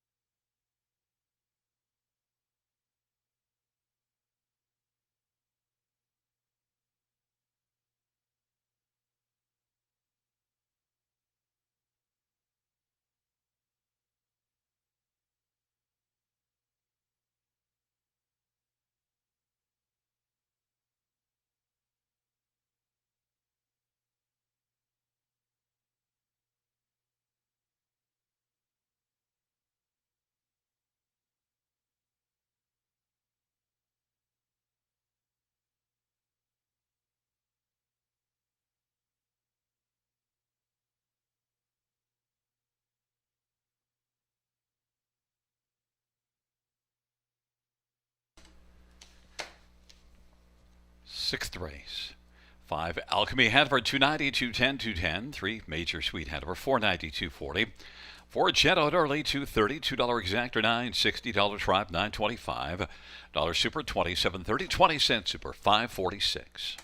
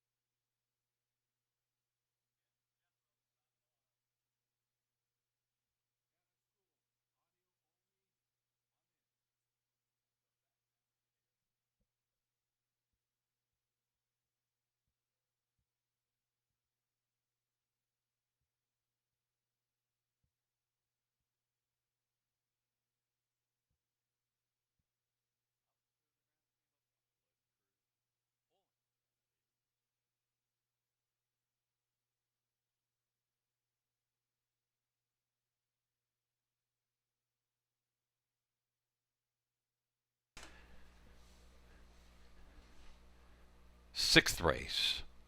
Order of finish from the top. 742-31865. That's 742-31865 at the bottom.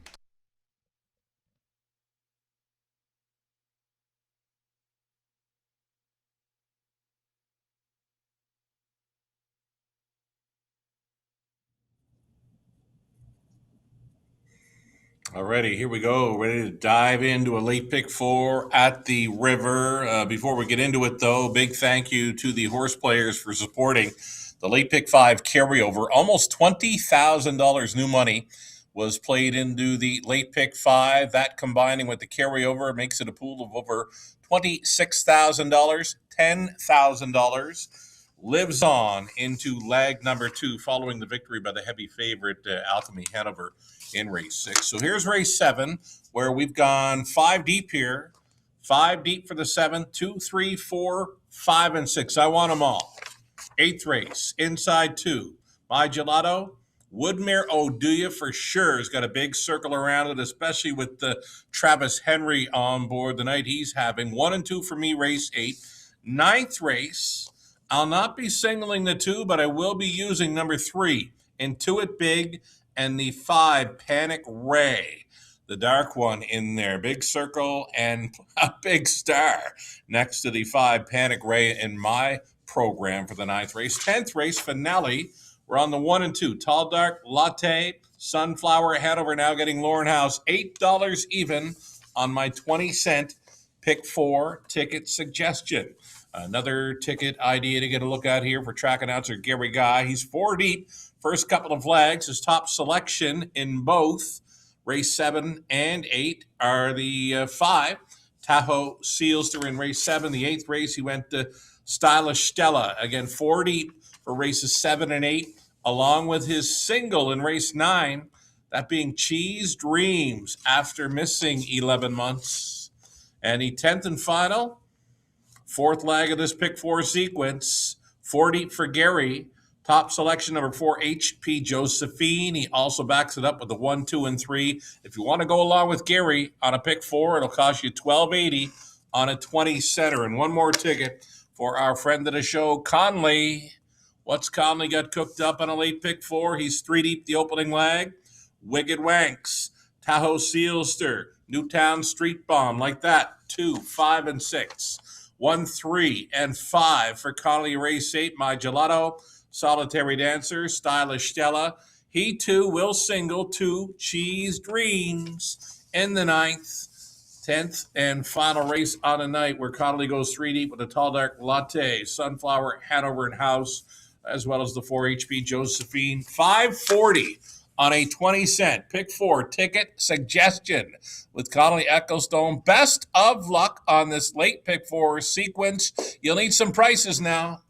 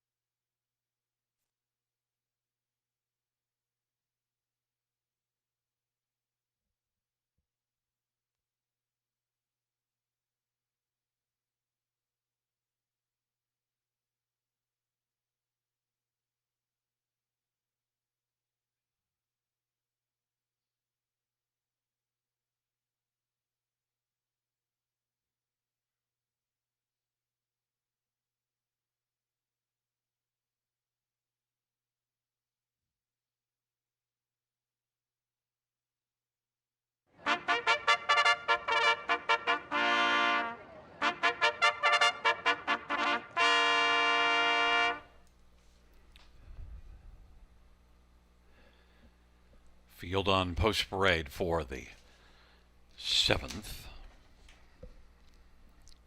1 is Country Maverick, Jason Ryan for Renee Sampson and Carl Dawson. Number 2 is Wicked Wanks, Travis Cullen for Pat Houdon at Valpar Stables. 3 is Glennie Mack, Austin Torrey for Sean Stacy and Brenda Darable and William Brown. Number 4 is Right Line, Mike Horner for RAW Equine and Mark Horner. Number 5 is Tahoe Sealster, Scotty Kohler for Joe McIsaac and Wayne McKean.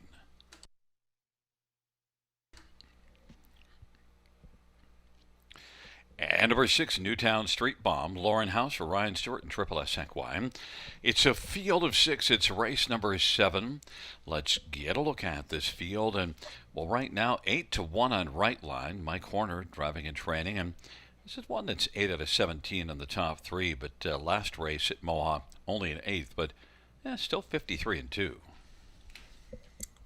Yeah, and check the time off. More than 6 weeks prior to that start, he was on the shelf. For what? I'm not sure, but he needed that last race, and I'm expecting good things for this one tonight.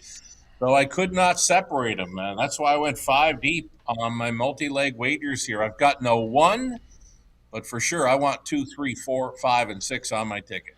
Yeah, and it's interesting that last race, even though he's 8th, that's actually his best mile on the program. Yeah. But it's just because he's a real nice colt. Yeah, the race went too fast for him, and he was off a while, so you don't expect them to race him too hard. But you got to think they'll race him a little harder here this evening because he might be thinking, this is a good spot for me. Right Line and Mike Horner, 6-1. Might drop from there, but I ended up going to 5 Tahoe Sealster on top. And this is one that raced at Georgian in 54 flat last time out. And also, you see a 52-1 here, June the 24th. Yeah, he's got a great record this season from 10 outings, 4 wins, 3 seconds, plus the third. He's a wonderful check getter. I mean, the last time he was at the big track at Woodbine Mohawk Park, they wanted to try him there. It didn't work for him, but he went back to the 5/8 at Georgian and put up some speed in 54 and a bit. Now he's got some Prince Edward Island lines down in the bottom there, Summerside and Charlottetown half-mile track lines, and those are good trips around Summerside in 55 and a bit. Yeah, and look, just overall, I mean, if you take out that 1 9th place finish at Mohawk, and that's the one time he ventured down to Mohawk, he didn't like it there, but he's loved it everywhere else he's been, and so he's a pretty consistently competitive horse. 4-5, though, you're not getting much of a price. Scotty Coulter driving for Joe McIsaac. Number 3, Glennie Mack, did win a maiden at Georgian July the 7th, but so far, none one of the two hasn't been as kind to him. I'm expecting good things from this one tonight, just for the sole reason that he's coming from the barn of Sean Stacy, where that barn's been heating up for over the last 2 or 3 weeks. I mean, he's been at Georgian, putting in some 56 speed there last time out. I mean, that should be good enough to go 54 and good enough to go with these. And maybe if he gets lucky, beat these. Austin Sorey hops on board for the catch driving assignment. Glenn E. Mack. Yeah, first start for Sean Stacy with Glenn E. Mack. And number 6, Newtown Street Bomb. We saw him bomb a field here July the 22nd. Yeah. And that was with Jody Jameson. And look at that start. He was 8th by 9 at the half, and then he was circling 3 wide, and he won by 6.5. I mean, it was a big move. Yeah, the pace certainly came back to him. I mean, the back half on that day was only 59. I mean, they got down to the half 56, so it set it up for a closer. And when he made his move, I mean, if you blinked, you might have missed it. It was that quick. And the game plan for this horse is to get away cleanly because he's a little tricky. And if he can get away cleanly and stay close, maybe get some cover, he gets a big shot with these. I mean, he made a pretty good move up to 3/4 last time out, but he was left without cover there, right? So follow a helmet as long as he can. He'll usually have a pretty good kick on the end of his mile. Yeah, sometimes you can get fooled about speed because if a horse is making his move forward when the rest of the field is coming backwards, right, it'll look a little quicker because it's just relative to the field, right? And so, yeah, Newtown Street Bomb, I really remember that one. How about number 2, Wicked Wanks? One problem is August 1st made a break, but last race, yeah, it was a 53-1 mile. But problem is the race went in 51-2. Here's another barn change, though, right? Pat Hudon takes over for Valspar Stables. Travis Cullen knows the horse well. He got him around Woodbine Mohawk Park 53 and a bit, got him around Georgian in 56, a beaten favorite on that occasion. So with the familiarity with number 2, Wicket, Wanks, and Cullen, barn change, just something to think. See the action's coming for this one now, 8-5. Yeah, and you know, and Country Maverick was racing well and won at Georgian and had some good starts before there and was good here, but just it's kind of going in the wrong direction right now. Yeah, it's plain and simple. The reason I didn't include him in the multi-legs, I mean, I could have hit the all button, but couldn't go there.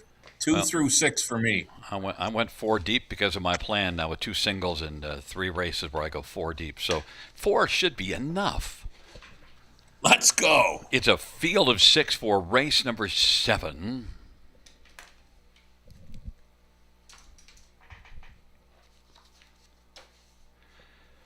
Field 4, the 7th dash. There at the start of the rough, and Tahoe Sealster is going to get out with Glenny Man and Right Line. Then it is Wicked Wanks, Newtown Street Bomb, and Country Maverick is trailing the field. Tahoe Sealster and Scotty Calder is able to come on and grab the lead. Glenny Mac forwardly placed second, Right Line third. Wicked Wanks is racing fourth. Newtown Street Bomb, Country Maverick is last away. Tahoe Sealster 4-5 on the boards, got the lead over the 20-1 Glenny Mac as they race off the turn. Then it is Right Line who's racing position to third, and fourth in line is Wicked Wanks, the 6-5 second choice as they work their way on up towards us. Then it is back to Newtown Street Bomb and Country Maverick, and Newtown Street Bomb is taken out from fifth and is moving. It is Tahoe Sealster who's got the lead as they race on up toward the half. And now stepping to the outside comes Right Line. Right Line and Mike Horner coming first up. Moves up on the outside. First over now is come on to share second with Glenny Mac on the inside. Newtown Street Bomb is fourth, 58 2.5 off that 27-4 opening quarter. Wicked Wanks on the inside is about 4 off the lead. And Country Maverick is trailing the field. Tahoe Sealster 4-5 favorite leading. Racing second, Glenny Man. Right Line on the outside, 2 from the front, third. Racing fourth, Wicked Wanks. Newtown Street Bomb is going to roll out 3 wide now and come on driving on the outside. Newtown Street Bomb at 13-1 wants to try to bomb the field, but it is Tahoe Sealster who's moving well. Glenny Mac has been sitting a nice drive on the inside. And then Right Line is backed away a little bit. Wicked Wanks and Newtown Street Bomb and popping into the pocket. Here comes Glenny Mac. Glenny Mac against Tahoe Sealster. Tahoe Sealster on the inside. Glenny Mac is chipping away. Tahoe Sealster and Glenny Mac. Tahoe Sealster is game, though. Tahoe Sealster was able to fend off Glenny Mac. Wicked Wanks and Country Maverick. Tahoe Sealster got a serious test, but that second panel breather of 30-3 seemed to be all that he needed to get home in 155-3. Oh, Gary, that's about the third or fourth time we've seen a real tap up through that second quarter. I mean, not to the point where horses were getting checked up or anything like that, but just able to steal away 30-3 through that second quarter, and that would be enough. I mean, Glenn E. Mack, I would have loved him getting there at 20-1. I had a big circle around him from earlier on this evening, and I was waiting on him. He'd only missed by about a head. You mentioned the Sean Stacy barn now angle, and that was a good angle because first start Sean Stacy, the barn's been kind of rolling. I'm on board the Sean Stacy barn for the weeks ahead. Yeah, and you know, top of the stretch, I kind of thought Austin might get the better of Scotty Cole. Even though Scotty had that breather, he was looking alive, but he certainly chased hard. He did chase hard. He was live, though. He's probably going to finish up a pretty good exactor here. And if you want to give me a moment here, I'll tell you exactly what that exactor is going to come back as. We got a 5, and it's on to a 3, and it's worth $15. Yeah. Okay, but you got a heavy favorite on top. Yeah, exactly. And look, I mean, obviously, Scotty Calder's horse held on, but he had to work to do it. He had to work hard on the end. Didn't have to work early, that's for sure. He saved his work for late, and that's why you try to get that breather, because he needed it. Yeah. It's a 5-3-2-1 top four. Rolling back in front of us is number 5, Tahoe Sealster, a 3-year-old Century Faro Bay colt, owned by Wayne McGee. Joe McIsaac is the trainer. The winning drive to Scotty Coulter. The Tan Tornado was able to storm home with Tahoe Sealster, fending off Glennie Mack. It's the 5th win this year, 7th lifetime Tahoe Sealster, 155 3/5.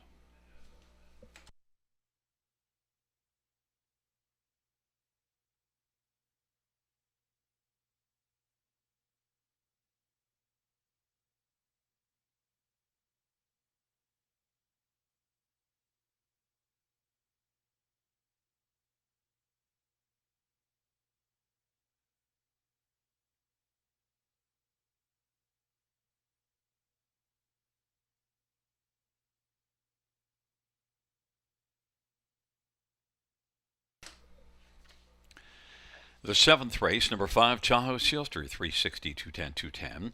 3, Glennie Mack, 680, 290. 2, Wicked Wanks, 270. $2 exactor, 1450. The dollar try, 1985. Dollar super, 48.60. 20-cent super, 972.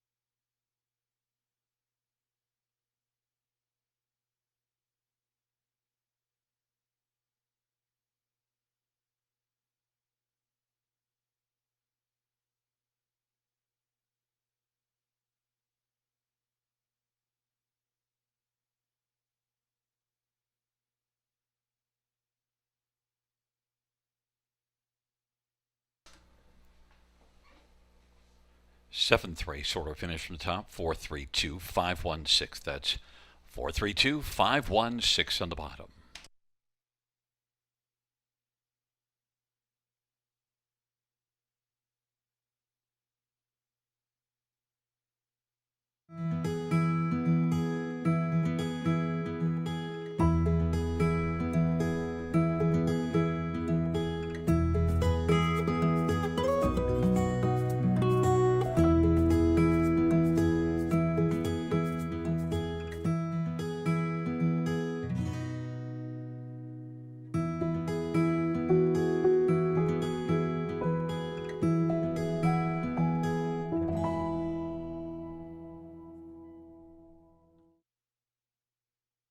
Winback Farm graduates are born to compete at Race to Win and have made over $480 million and have won over 50,000 times. Yearlings for sale at Goshen, Ohio, Lexington, London, and Harrisburg.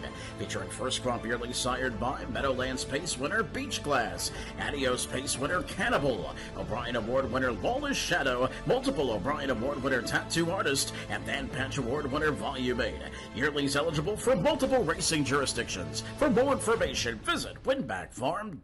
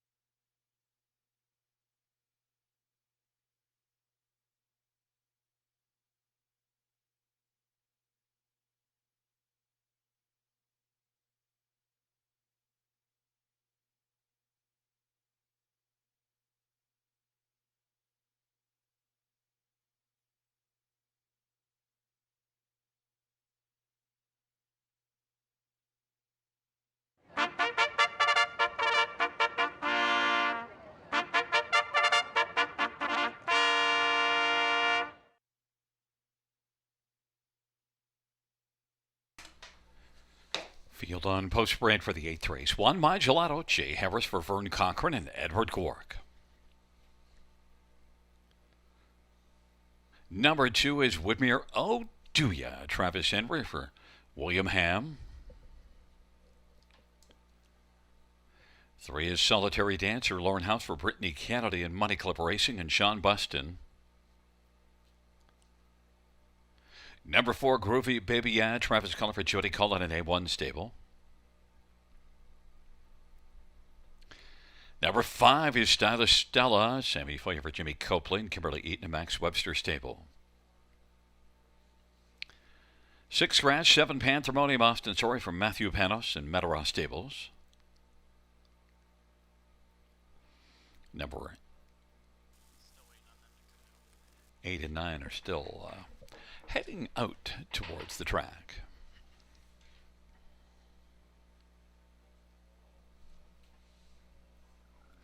There is 8, E.A. Hazel, Daryl Teason for Vic Putty and Janet Ashley and Haley Mullen and April McCormick. And number 9, Fox Valley Reba, Scott Culver, Tyler Schlotman and Orange Art and J Racing. Field of 8, race number 8. Let's get a look at this field. And, well, you think that Travis Henry is going to be able to do very well here. Woodmere with Oh Do Ya. Yeah, I think the horse players are coming with me, too. Yes. They're along for the ride. Number 2, Woodmere Oh Do Ya. I know this mare well from London. She had a pretty good run in the Maritime. She was a stakes champion down there. She showed up in London in the winter, and Rob Doyle was on her a bit. I think Paul McKenzie has gotten her to the winner's circle as well. She's a big daughter, big, thick daughter of Roll With It Harry. She fits well here, and I think this race has got her name written all over it. Well, I left this one off my top 4, so we're just going to have to settle for having a difference of opinion. But my opinion has changed with Travis winning 4. Although, who knows?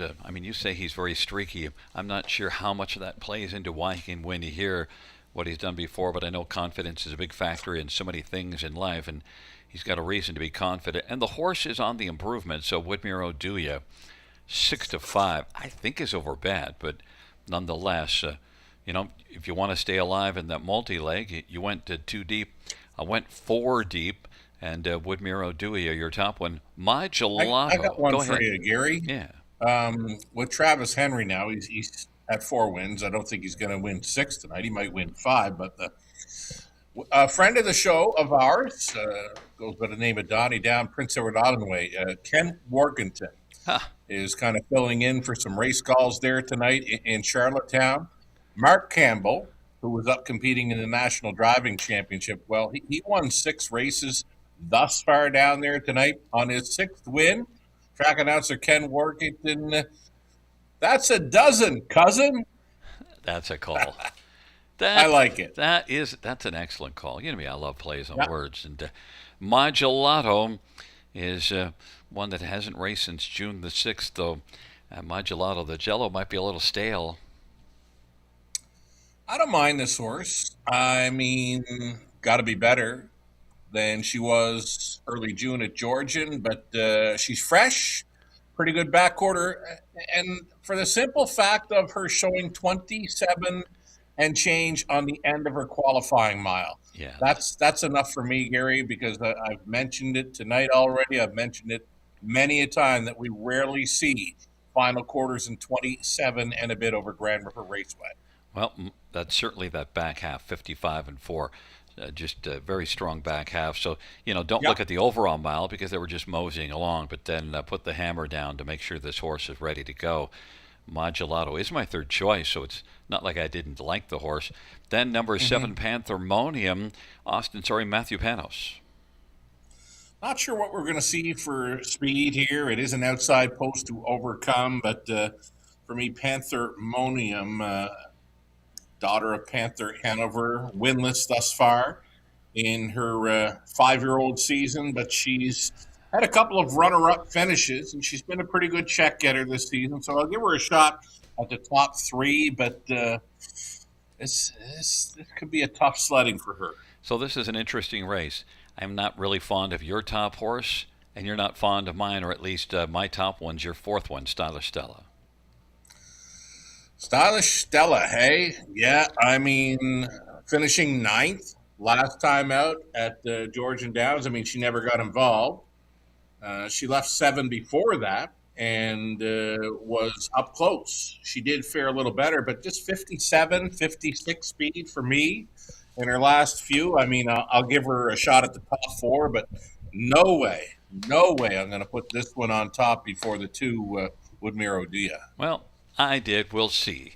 It's just We're going to differ on an opinion in this one for sure. Some people like vanilla, and some people like real ice cream. Like Neapolitan. or flavors, like.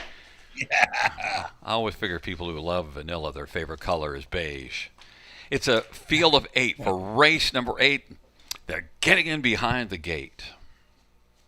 Now, sugar, I don't dislike vanilla because ice cream is ice cream. And I like beige. No comment. It's a field of 8 for race number 8.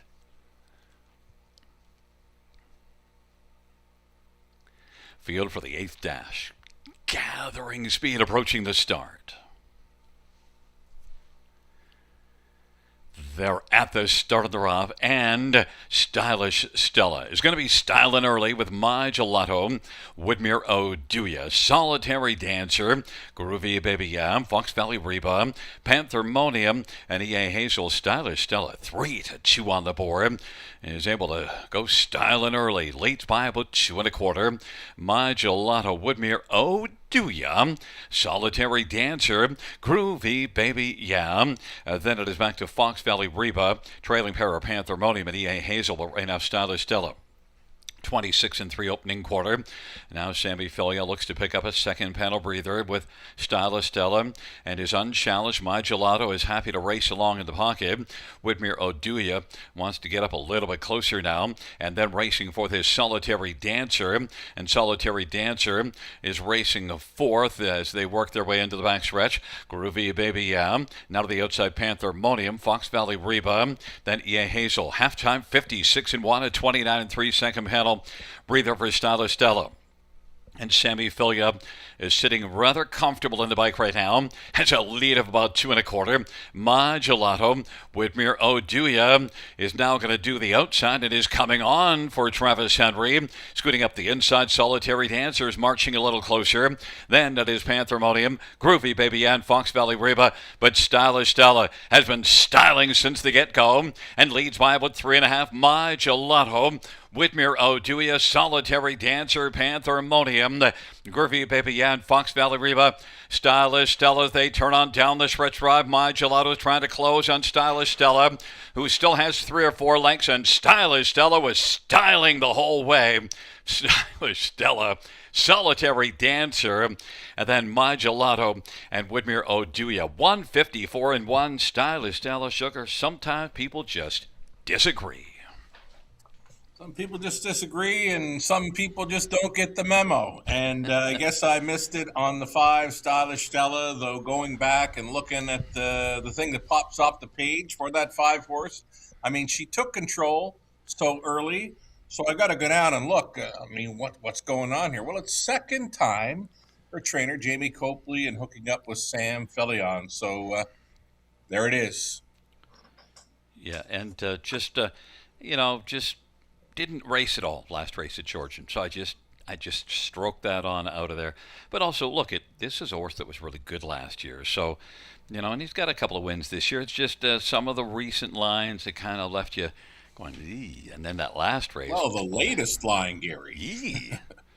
But latest line, the start before that, a 57 mile, and tonight she wires them up just a 1/5 of a second off her life best. But again, the second time for Copley Angle, that was all that was needed there. If I look a little closer at that race, I likely include her in my multi-legs. I just didn't like that 9th in her league. But look, if we're being honest, nobody could say they expected her to race like that off of what she's showing. 100%. Because that wasn't just a win. She just toyed with it. She just styled all the way around. Oh, she paced off into the night. And Sammy and obviously only a felt, fifth of a second off her life best, right? the, So I mean, yeah, the she way that raced good. Sammy sent that one out too, he kind of thought that's how much horse he had. It's just the way he drew it up, man. And he drew up to the tune of 154 and 1. Sammy Filia for Jamie Copley. Stylish Stella was styling in the eighth, and Stylish Stella is a 4-year-old better than Shatter Bay mare, owned by Jamie Copley and Max Webster. Jamie Copley, the trainer. Sammy Filia, the winning driver. Third win this year, and it is the 11th win. Stylish Stella, 154 and 1.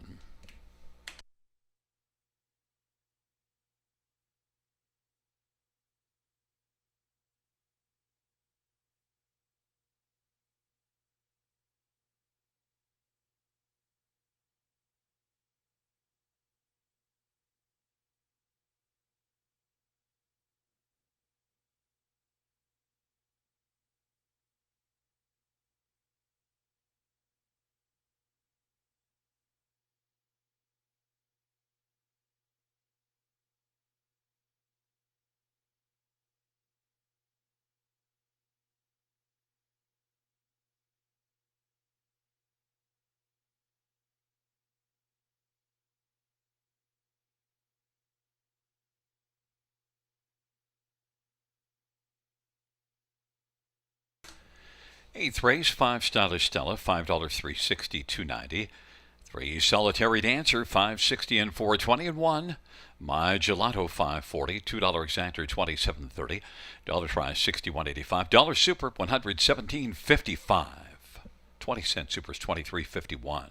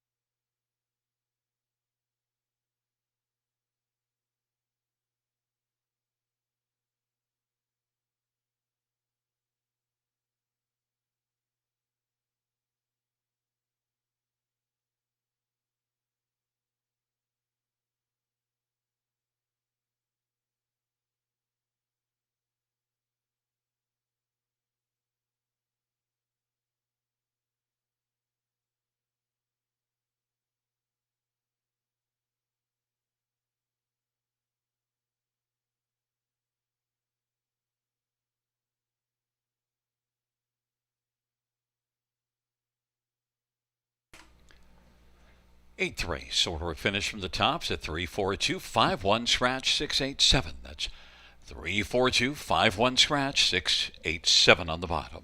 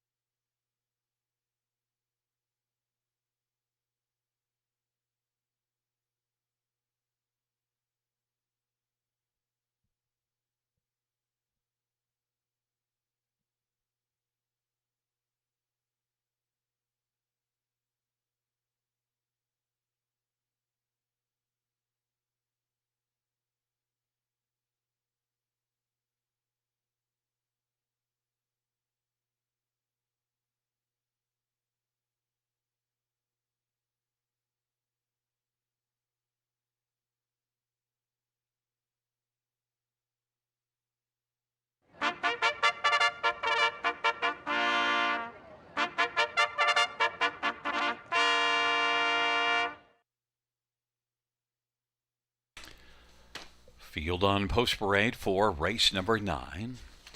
1 is John Hill Austin Story for Jamie Copley and Albert Piamer and Ian Kerr.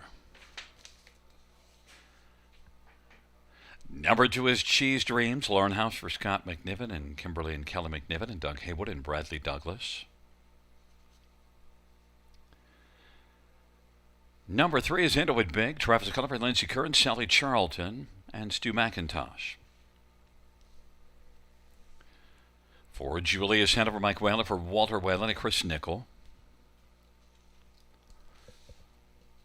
Number 5, Panic Ray, Sammy Filia for Jeff McGuire and Yves Raymond. Number 6, Sansucci, Evan Stevenson for Walter Whalen and Chris Nickel. And number 7, Lions Moon Shadow, Jason Ryan for Ken Oliver and 3 Lions Racing. It's a field of 7. It's race number 9. Let's get a look at this field. And, number 5, Panic Ray, Sammy Filia, Jean-Francois McGuire. Strong connections, both sides driving and training. And Panic Ray, he's one that raced pretty well at Georgian last time out. And so now we'll see if he can follow that up here. Gary, I've had a few messages over the last hour or so when folks were seeing the multi-leg ticket ideas. Both yourself and Connolly were singling up the 2, and I had no 2 in my ticket. So folks were asking, what are you seeing that? What are you not seeing in the 2 that the others are? And I said, well, I just like the 5 a whole lot more. I mean, Cheese Dreams coming in off the qualifier, missing 11 months. I did see the qualifier, and he got the job done there. But this is a big ask for him to come back and win 11 months away. So this fight looks great. Panic Ray, Sam Filion, Jean-Francois McGuire, strong combination, and Sammy's having a pretty good night in the bike. He came from well out of it last race at Georgian to come on and get a 3rd. I mean, he was 7th at the top of the stretch. Back half. Yeah, he and look, also, it's Jean-Francois McGuire, a 4:15 training average, and you get Sammy Filia, so the connections are strong. This is a horse overall. You can look down the lines. You see a lot of nice lines. Kind of traveled Georgian, then up to 3 Rivers, then back to Georgian Downs, and now comes in here. Panic Ray. I like the form, Gary. I like the form, and I don't mind that price, 3-1. You know what I think you got to tell those people? Just, hey, listen, don't panic. Watch the race. Oh, my message box has been blowing up all night. This just in. We talked about Charlottetown earlier with Mark Campbell winning 6th. The fastest 2-year-old ever in the Maritimes won tonight there for the stable. Anthony McDonald is at Old Home Week, celebrated birthday of Fred McDonald, his dad, turning 80 this week. And, big week for the McDonalds, and now even bigger. Woodmere Rocket, 152-4. Unheard of speed for a 2-year-old pacer. Anthony McDonald was driving for the stable. Congratulations to the outfit, and congratulations to trainer Jamie Smith. That was a big one. Yeah, a big mile, and a horse that I thought you were going to be into it big here. I thought you'd have the 3 on top, is what I really believed. I wanted the 5. I just saw lots to like about the 5. I mean, I think his biggest competition is the 3, Into It Big. I mean, showing 2 wins in his last 3, and the way he won that last one, he was first up forever, and he just wouldn't give up. That I'm a Cute Little Stalker is the one he took down late, but Travis Cullen will be driving tonight for trainer Lindsay Kerr, and Lindsay's been doing a fine job with her horses this season. Into It Big, it's a big shot with this one. Strong exactor factor, Gary. It's Into It Big's just a horse that's been racing so consistently well that it was a tough ask for me to not use Into It Big on top. I opted elsewhere. 7, Lions Moon Shadow. You opted to use that one in front of Cheese Dreams. And look, Lions Moon Shadow has kind of fallen off the last couple races, but before that was racing well. I don't mind this horse. It's the outside post to overcome, but you know what? I remember him starting here on the 29th of July and left post 4 and took to the back, and I thought, wow, I thought that horse would have been a little better in there. So I'm looking for this horse to be a little bit better in here, like sneaky good better. 7-2. I guess of this field, it's my beware horse, number 7, Lion's Moon Shadow. Well, Sugar, last race your fourth horse was my top pick, and it seemed to work out. And this time your fourth horse is my top pick again. Cheese Dreams, You, 5-2. oh, you would just love to rub this one in I back know. to back on a Oh, Wednesday evening at the river. Well, for me, I just couldn't get there on 2 to be in the top spot with this field. I mean, it's just the time, right? yeah, 11 months is a long time that's legit. between starts, and just the one qualifier underneath his Yeah, belt. I mean, if he's going to win this race, he's likely going to have to show a 52 or 53 mile yeah. over And look, Grand River Raceway. And is he ready for that? look, that concern is legit. I mean, the fans have come to Cheese Dreams 8-5. Now, look at last year as a 2-year-old. I mean, he was outstanding, 5 out of 8 in the top two, and he Right. did finish it off the season winning in 52-1 at Mohawk as a 2-year-old. So he's a legitimate horse. It's just the 11 months, but you know what? You said last race you didn't get the memo. Maybe you didn't get the memo that 11 months doesn't matter as much. I don't know. We'll see if it does. We're gonna find out soon enough. I just couldn't get there. I mean, the What? horse has every right to show up in the winner's circle Yeah. here. I just want to see him once. What did I say last race? Sometimes we just disagree. Well, we disagree again. Yet. It's a field of 7, race number 9.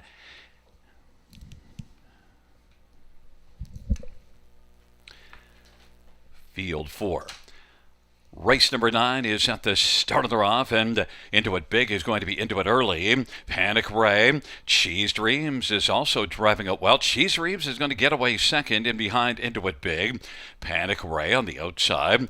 Julia's ahead of her. John Hill. Then it's back to Sansucci and Lion's Moon Shadow. Into It Big able to come right out at 9-5 and grab the lead. Cheese Dreams is racing second. Panic Ray third.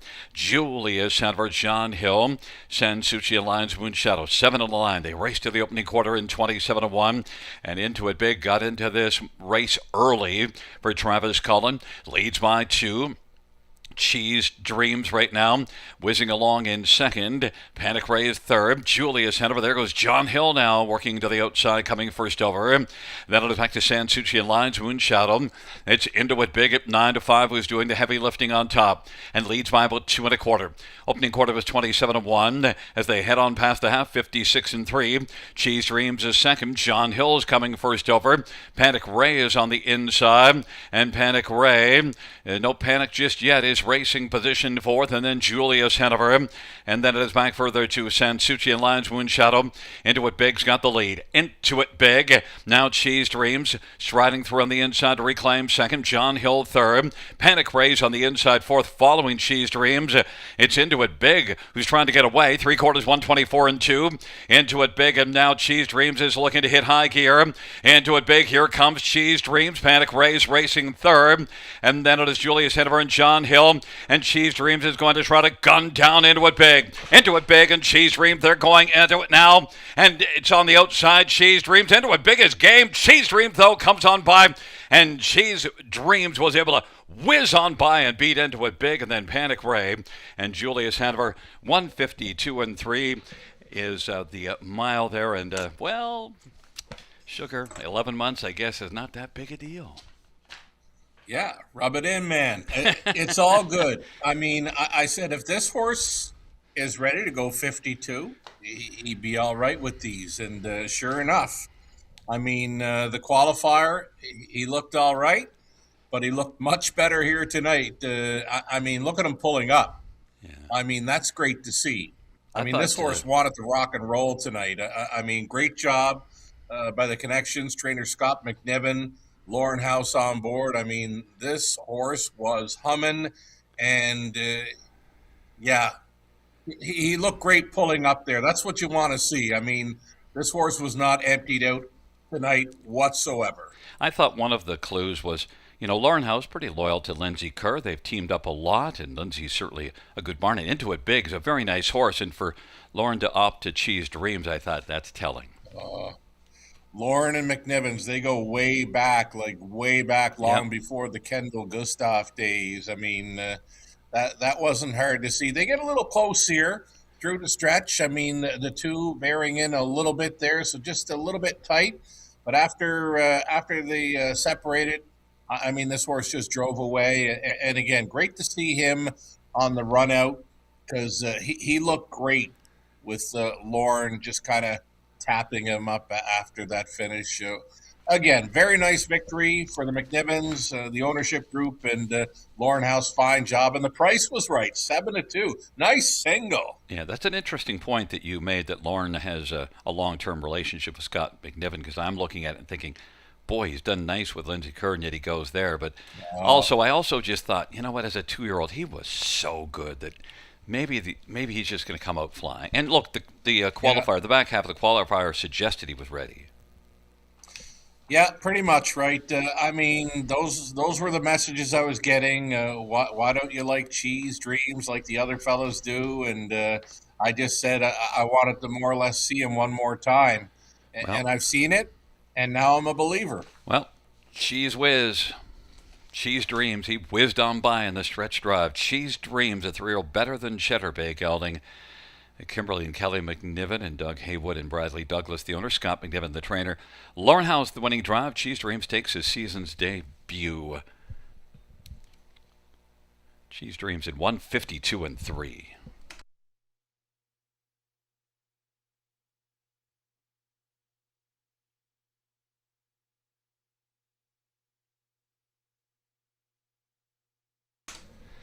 Ninth race, number 2, Cheese Dreams, $9.40, $4, $2.73, into it big, $3.20, $2.20.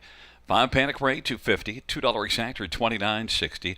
$1 Try, $31.55. Dollar Super, $111.20. Super, $22.20.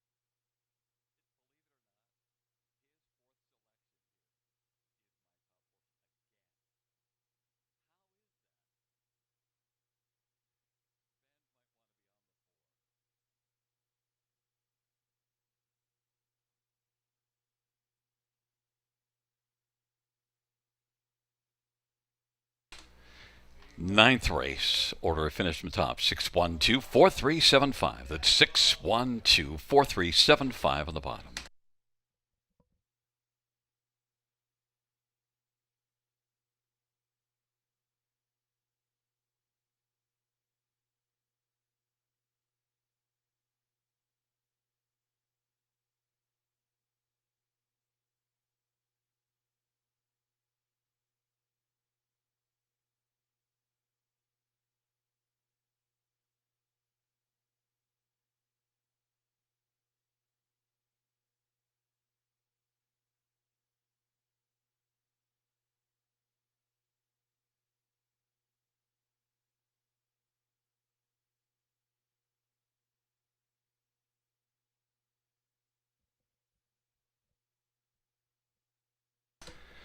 And once again, a reminder, there is no racing on Fridays, so we'll be back next Monday at 6:20 p.m. But first up, we've got the 10th race to run in 3 minutes.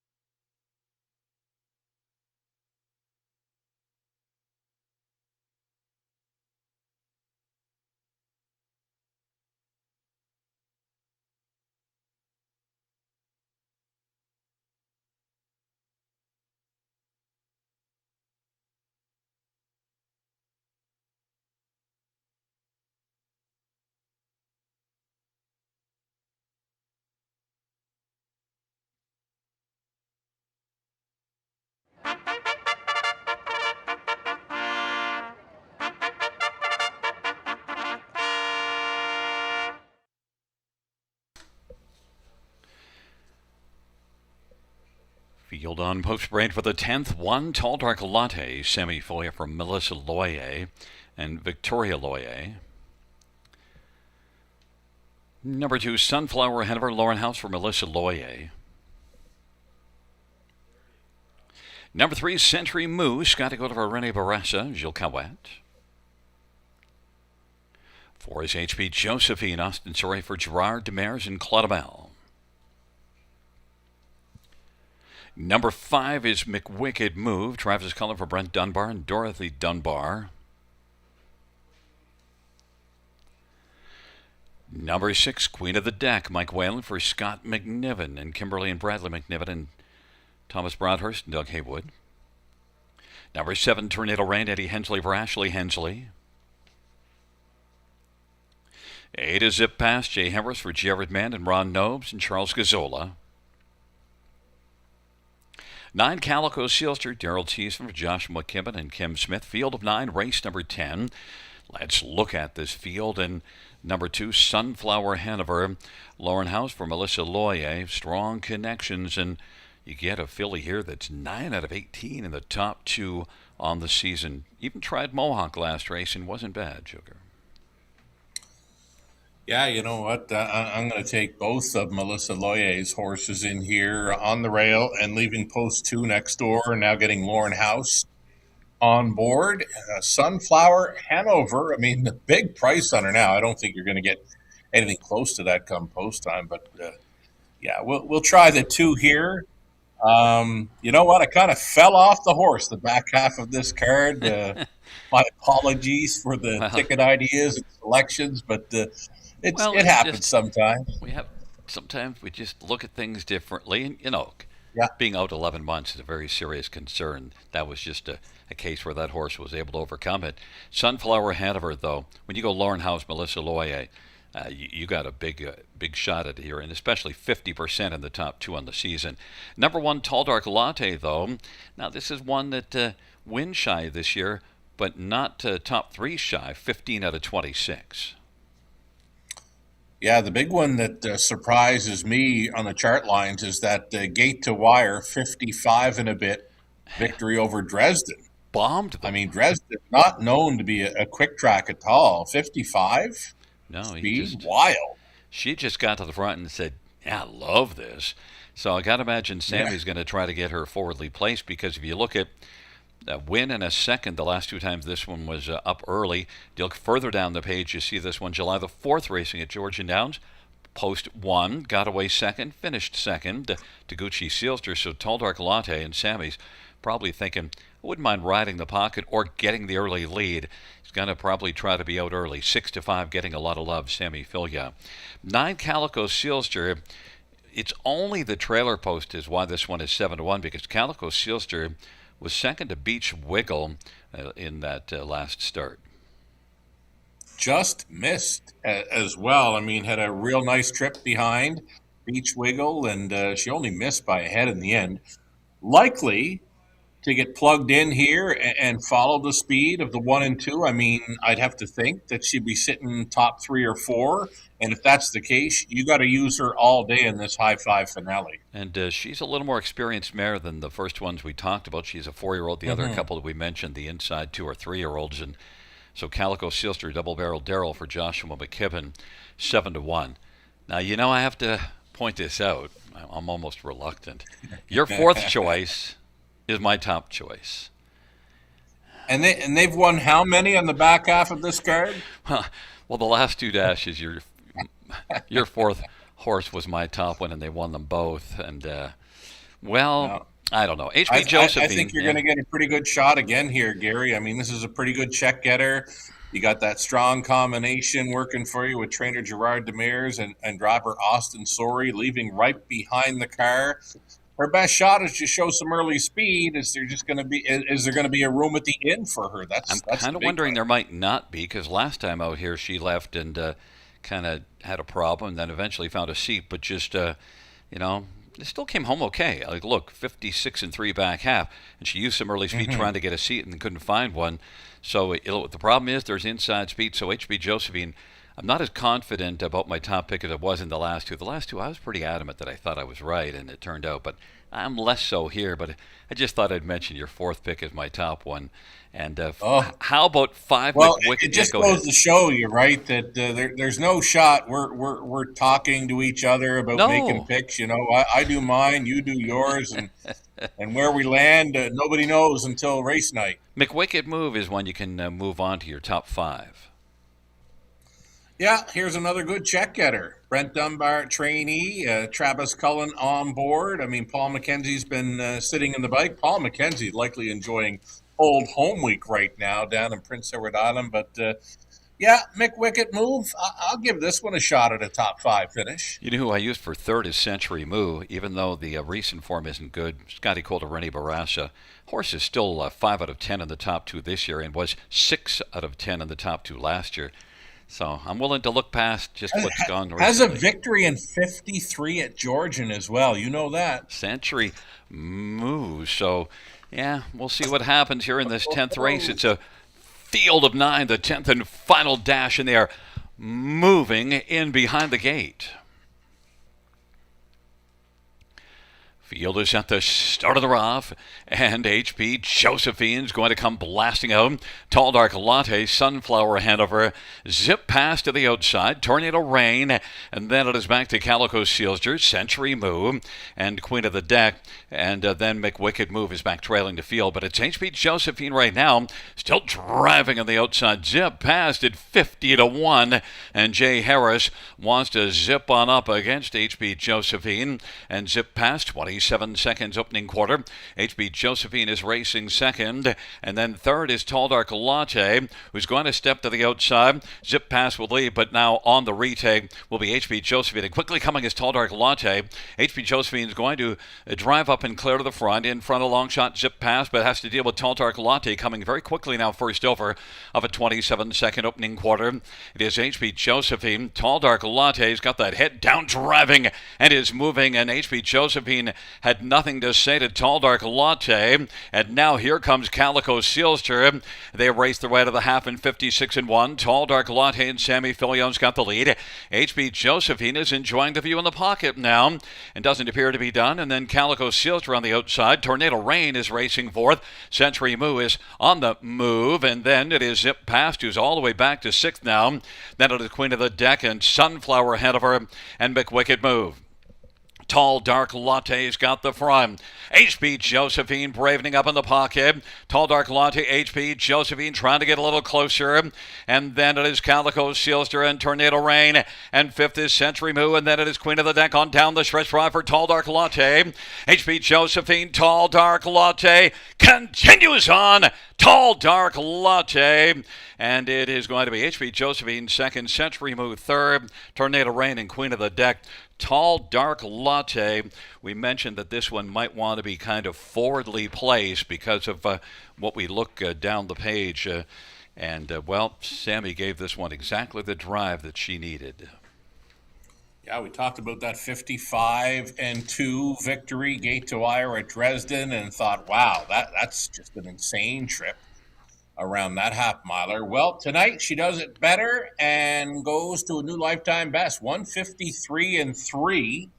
Made that winning move around the half mile, and once she touched down on the lead, I mean, she just got very brave throughout the rest of it that they weren't going to beat her tonight. And Sammy caps off a pretty good night. Yeah, and look, this is a mare that just obviously of late likes to get up really close, and when HP Josephine cleared to the front, and did you notice how quickly Sammy moved up? Because he popped out right away when Austin was on the retake to take the lead back from Zip Past.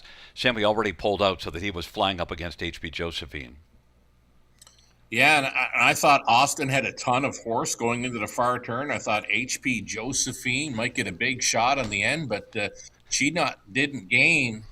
I'll tell you who did gain, though. Number 3, Century Moo. Look at this one closing up well for Coulter. One to circle up for next time. She got third in there. Yeah, my top 3 were 4-1-3, but Tall Dark Latte was able to get the better of my HP Josephine.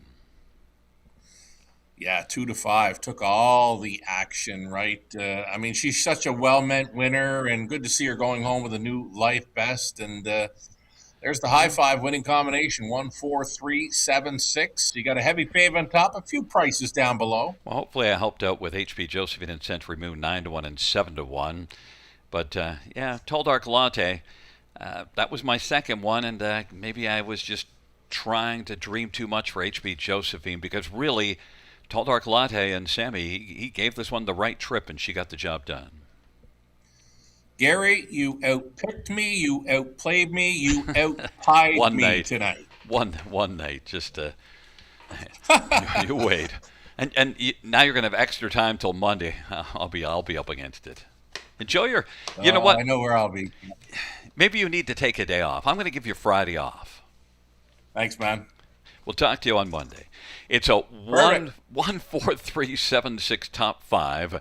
Back in front of us is 1 Tall Dark Latte, a 4-year-old tall, dark Stranger Bay mare owned by Melissa Loye and Victoria Loye. Melissa Loye is the trainer. Sammy Filia the winning drive. Third win this year for Tall Dark Latte. 11th lifetime Tall Dark Latte. Victorious in the 10th. 153-2, a new career mark.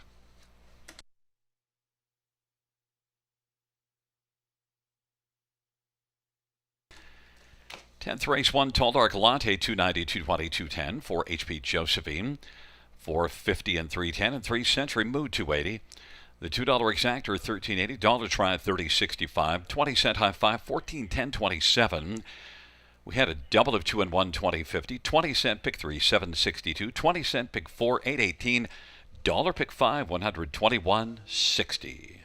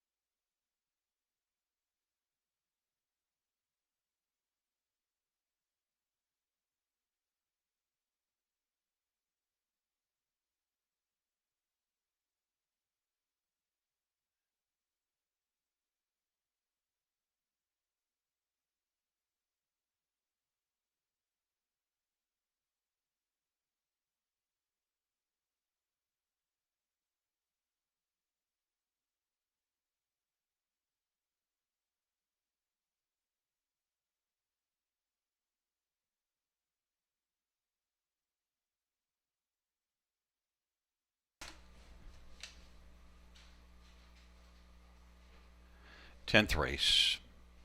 Order of finish from the top down is a 1, 7 place 9, 3 2, 8 place 7, 5 4, 9 place 8, 6 on the bottom. Once again from the top down, after the placing 1 9 3, 2 7 5, 4 8 6 on the bottom.